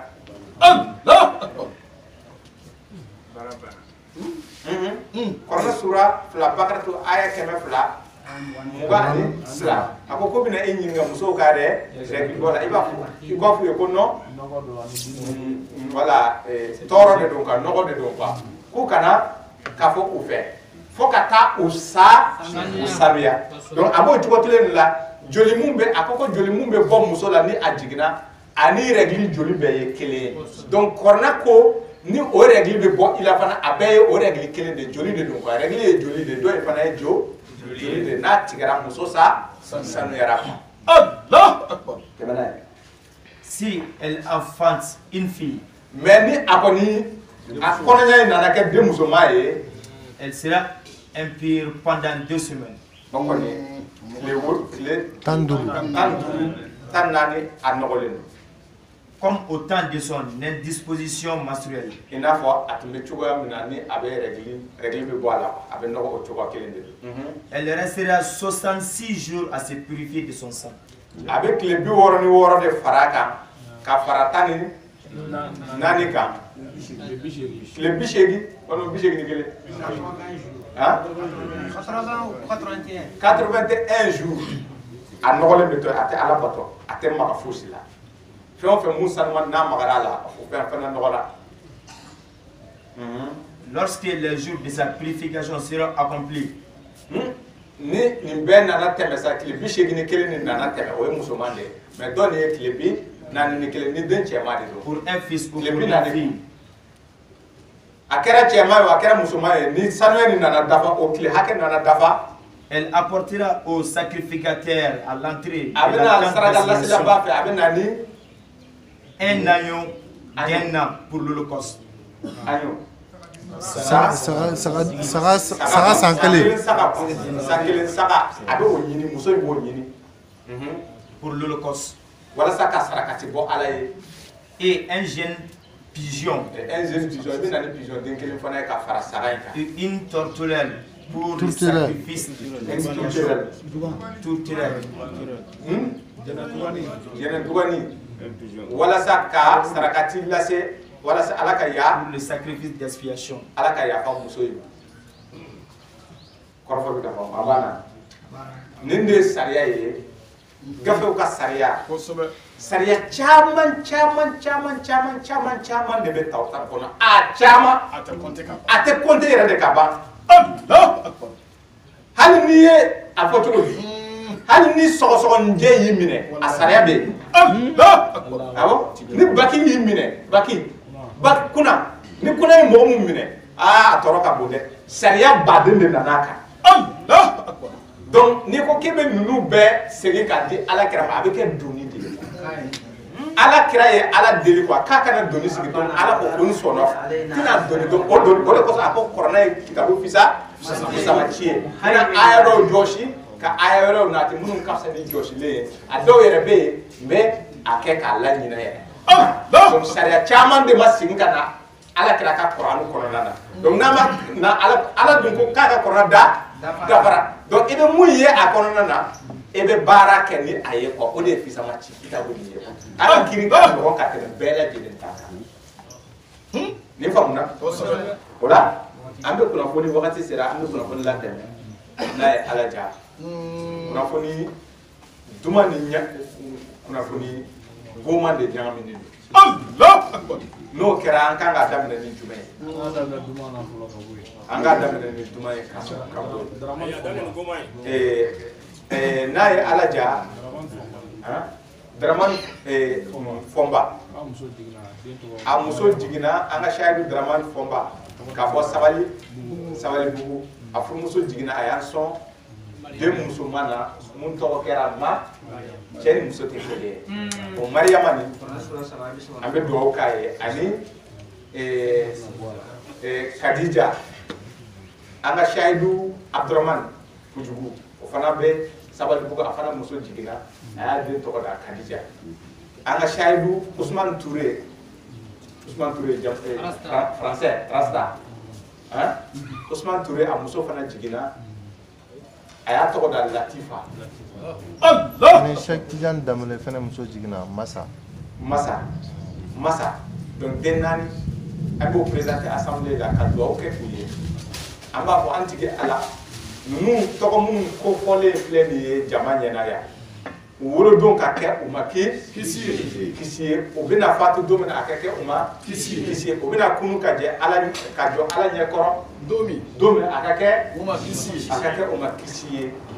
Ni yɔrɔ ɲuman bɛ Ala fɛ duniya kɔnɔ Ala ka o garisɛgɛ. Ni yɔrɔ ɲuman bɛ e Ala bolo Ala o garisɛgɛ kiyama. O ni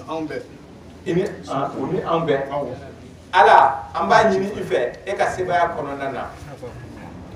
Den ninnu kɛ an garisɛgɛ an cɛ ta bagaw ye limaniya ka sira la ani garisɛgɛ ka sira la. C'est-à-dire an ka fatu ka olu to yen. U kana fatu an ɲɛ. An ka laɲini de y'o ye. O ka to an kɔfɛ o bɛ an tiɲɛw ta. U ka a ta limaniya ka sira fɛ ani sɔrɔ ka sira fɛ. O kɔrɔ Ala kana an faga fantanya la. Allah. Kuran sura 6 a verset 9 a ko ko mɔgɔw kana ko Ala kana maa si fa fantanya la ko i satɔla i ma foyi to i ka denbaya bolo. Suratul Nisa aya 9 Ala kana an fa to ka sɔrɔ fɛn tɛ an bolo k'an ye mun bila o ɲɛ.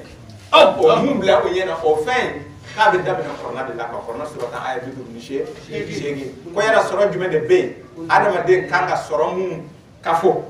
mun ka fisa ni kɔrɔna ka sɔrɔ ye. Kɔrɔna sura 10 aya 58 donc Ala ka an kɛ mɔgɔ ɲumanw ye ka sɔrɔ nafolo sɔrɔ fana fara a kan mun kosɔn n'an bɛ fatu don min na o kana na fɔ an b'a kɛ cogo di. Kone Shaidu an ka ustaz a farima manda la a bɛ serum na Seku Kone kalafa Seku Kone Ala ka a wuli ka bɔ a sen kan an ka kalafa dɔ fana ye an ka Shaidu dɔ fana ye dugawu ɲini a muso Leya kalan ka sira Ala ka a ka kalan nɔgɔya Ala a ka kalan nɔgɔya a ye Seku Umar Jane furumuso de don Leya Ala ka a ka kalan nɔgɔya ye ko a n'a ka baara a bɛ fɛ ka dɔgɔtɔrɔya baaraw de kɛ Ala ko o baaraw nɔgɔya a ye ani Seku Kone o fɔra o Seku Kone Kone jɔ Adama Kone Ala kana sɔn dugukolo ka ɲagami Ala kana sɔn Adama ka dugukolo ka ɲagami cogoya si la dugukolo nin ni a ka hakɛ de b'a kɔnɔ a ka nafolo de b'a kɔnɔ Ala kana sɔn a ka ɲagami cogoya si la Ala k'o kɛ o tɛmɛnen kɔfɛ Abubakar Sidibe fɛnɛ ka mariage bon ni an m'a di kelen a ka ca quoi a bɛ ɲagami na a kan ka opérer k'ale denmuso kan ka opérer Inch'Allah Ala mun ye nɔgɔya masa ye Ala kana to i denmuso ka to opération na a ka wuli opération ka kɛ a ma kisi ye a ka kɛnɛya i n'a fɔ a ye ka kɛnɛya cogo min sigi bɛ an bolo samedi don sini yɔrɔ jumɛn de bɛ Bangoni la ye an ka Shaidu wuli k'i jɔ mɔgɔw k'i ye an ka Shaidu Abubakar So ale de a expliqué mɔgɔw ye. I b'i ɲɛsin caméra ma. I b'a yɔrɔ fɔ i b'a expliqué ka ɲɛ i bɛ kan kɔrɔta ko Bangoni la i b'u. N'i sera dɔrɔn sirafara la sisan. Jalakɔrɔji sirafara. I bɛ fara kari fɔlɔ filanan. Goudron bɛ ba yɔrɔ min na. Sabanan quoi. Gosi fɛ. Donc goudron bɛ ba yɔrɔ min na n'i bɛ taa Jalakɔrɔji. I t'a ta pɔnni fɛ i bɛ taa pɔnni na. Bangoni. N'i bɛ pɔnni na dɔrɔn kari filanan. N'i tɛmɛna pɔnni na n'i ye goudron bila dɔrɔn pɔnni bɛ yen nɔ n'i ye pɔnni tɛmɛ kari filanan ye gosi. Gosi fɛ quoi. A bɛ ɲininka ko maramaya ka kari. Maramaya ka kari i bɛ numéro di ka fara. Sodaw tɛ kari don da la. A ye télégramme de bɛ da la. Sudariw bɛ yen nɔ fana sudariw bɛ yen. Numéro 61. 61. 33. 33. 22. 22. 15. Donc o la an bɛ taa sigi kɛ n'a ye Ala diya an bɛ baabu sigi mawludu kan. Allah akbar. Sek fanta. Sek fanta madi. Awo sek fanta madi ya ni na fe.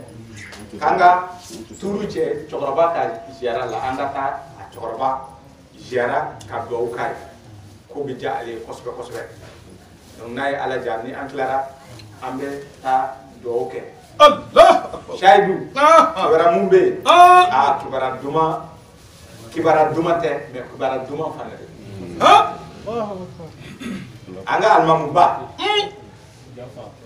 Anga nyema. Mogo mi korna baraw damene Sahel jamana ka ambe mundo da amafo ibe mundo ibo de foko. Kosobe. Wa mun la ko donen do fana. Parce que ama mogo were do halisa. Allah akbar. Ka korna mine ka joni korna e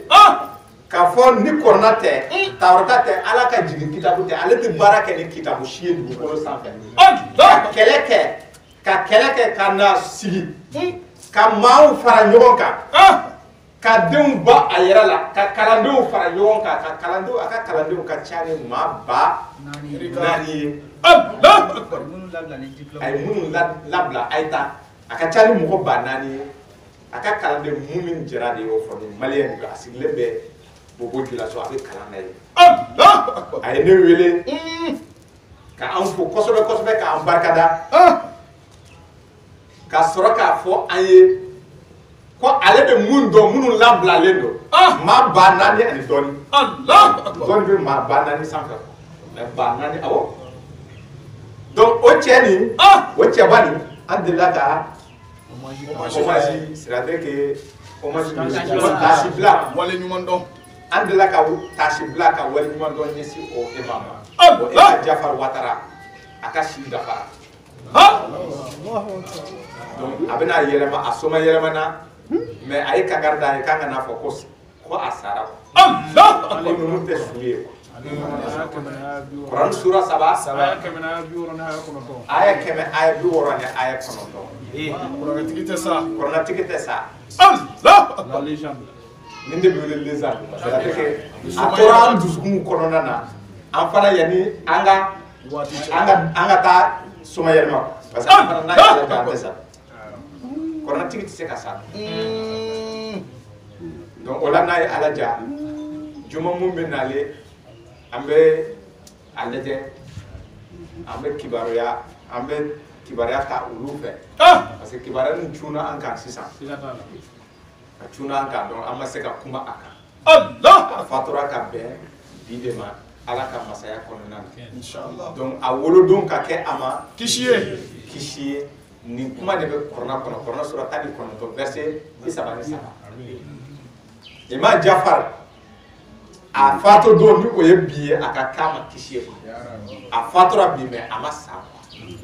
a fatura farisogo la mais a ɲɛnamayalen bɛ yen ala ko a ye kankari yɛrɛ de da dɛ a ko k'an kana fɔ k'u sa sara a ka sura 2 aya 50 ani aya 154 ani Ali Imran Quran sura 7 aya 169 k'an kana fɔ olu sara awɔ u ma sa an b'a a fatura donc o la an bɛ dugawu kɛ Imam Jafar Watara ye o dugawu nin an b'a fɔ inna lillahi wa inna ilayhi raji'un a ye cɛba cɛ ka bɔ an sen kɔrɔ nka a ye lili mun turu a falenna dɛ a ye lili mun turu alhamdulillahi rabbil alamin o lili faga cogo t'a la bilen o lili tɔnɔ dɔ de filɛ nin ye yan Kuranu Imam Jafar Watara Alhaji a ka cɛkɔrɔba ɲuman a fatura ka fɛn mun turu an dusukun kɔnɔna na ni o ye Kuranu fɔli ye ani Tawurata ani Linjili a kɔgɔra an dusukun na ka taa Burkina bi ka na Mali la ka tɛmɛ Abidjan Côte d'Ivoire jamana kan fo ka don Sénégal kɔnɔna na a mɔgɔ o mɔgɔ mun bɛ yen tiɲɛ yɛrɛ yɛrɛ la dusukasi kami kɔni bɛ yen o ye wajibi bilen de ye nka a fatu don ye nisɔndiya don ye dɛ parce que kisi don de Imam Jafar fatura ka sɔrɔ a ma bɔ kɔrɔna kan a ye kɔrɔna défend fa a ka ɲɛna kili laban kalima tigi de don donc o tigilamɔgɔ ka saya an bɛɛ b'a fɛ ka sa ta de an ka laɲini ala fɛ a ka an faga nin cogoya la a ka an faga k'an to a yɛrɛ ka sira kan a ka an faga k'a sɔrɔ kɔ bɛ an na ala k'o nɔgɔya an sahidu kelen kelen na bɛɛ lajɛlen a ye mun nɔgɔya an ka cɛkɔrɔba Ema Jafari Watara ye ala k'o nɔgɔya an kelen kelen na bɛɛ lajɛlen cɛ ni a fatura siratul mustaqima kan a ma sɔn ka cɛ ani bataraya ɲagami a tile kelen a bɛ fɛn o fɛn mun fɔ a b'a dalilu ta ɲini tawrata kɔnɔ a b'a dalilu ɲini linjili kɔnɔ a b'a dalilu ɲini alikuran kɔnɔna na donc an fana an filɛ ni bi aw ɲɛkɔrɔ an bɛ ka kuma an ma sansi sɔrɔ ka taa bɔ a ye nka ala ma sɔn dɛ ni ala ma ko ko mun latigɛ a tɛ kɛ n'o tɛ an tun y'a programme n'a ye ala ja an bɛ ɲɔgɔn doni yan ka ɲɛsin Burkina ka taa Bobo Dioulasso ka sigi a ka salon kɔnɔ an ka ɲɔgɔn sumusumu face à face mais ala m'a latigɛ nka n'a ye ala ja an bɛna ɲɔgɔn ye kiyama don ani Mamadu Lamini ninnu o b'a sɔrɔ an bɛ o kɔ an b'a fɔ an fana ye ja kɛ gɛlɛya sɔrɔ aw de nɔfɛ koyi an ko bon surtout an ma e ye mais an y'an ka cɛkɔrɔba ye ni o ye Ema Jafari o b'a sɔrɔ a kɛra maa jan ye tuguni maa belebeleba maa nɔrɔlen numéro b'a kɔ an fana b'a kɔ o de don o cɛba in de fatura bi a kunnafoni bɛ yen dɛ la légende o la an bɛ dugawu k'a ye o dugawu in bɛ ta alikuran sura 14 a bɛna ni kelen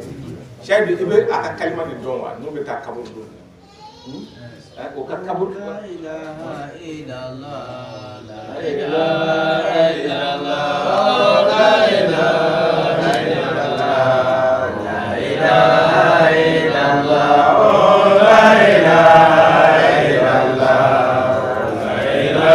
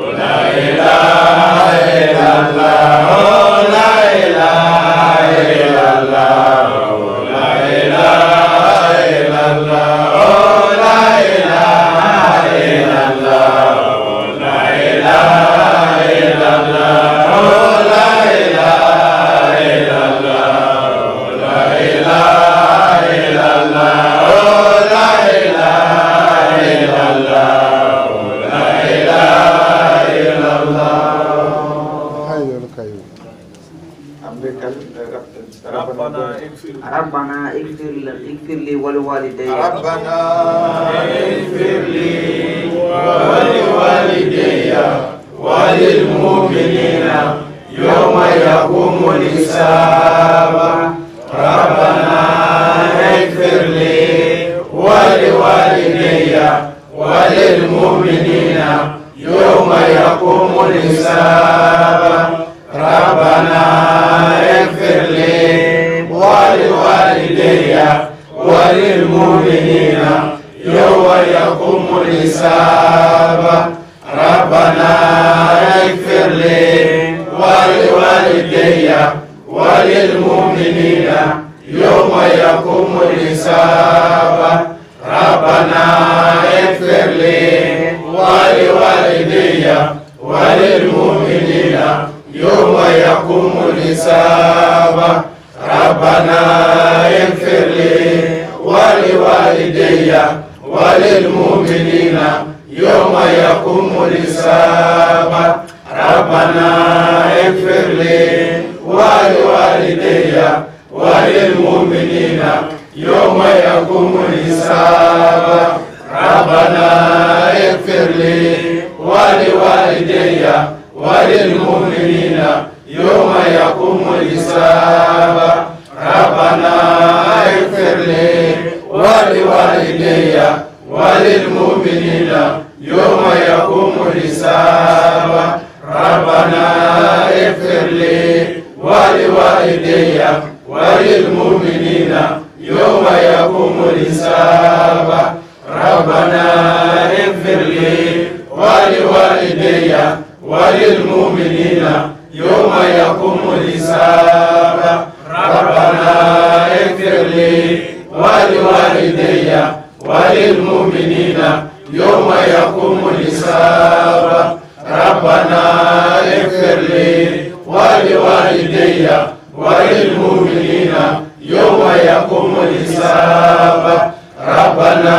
اغفر لي ولوالدي وللمؤمنين يوم يقوم الحساب ربنا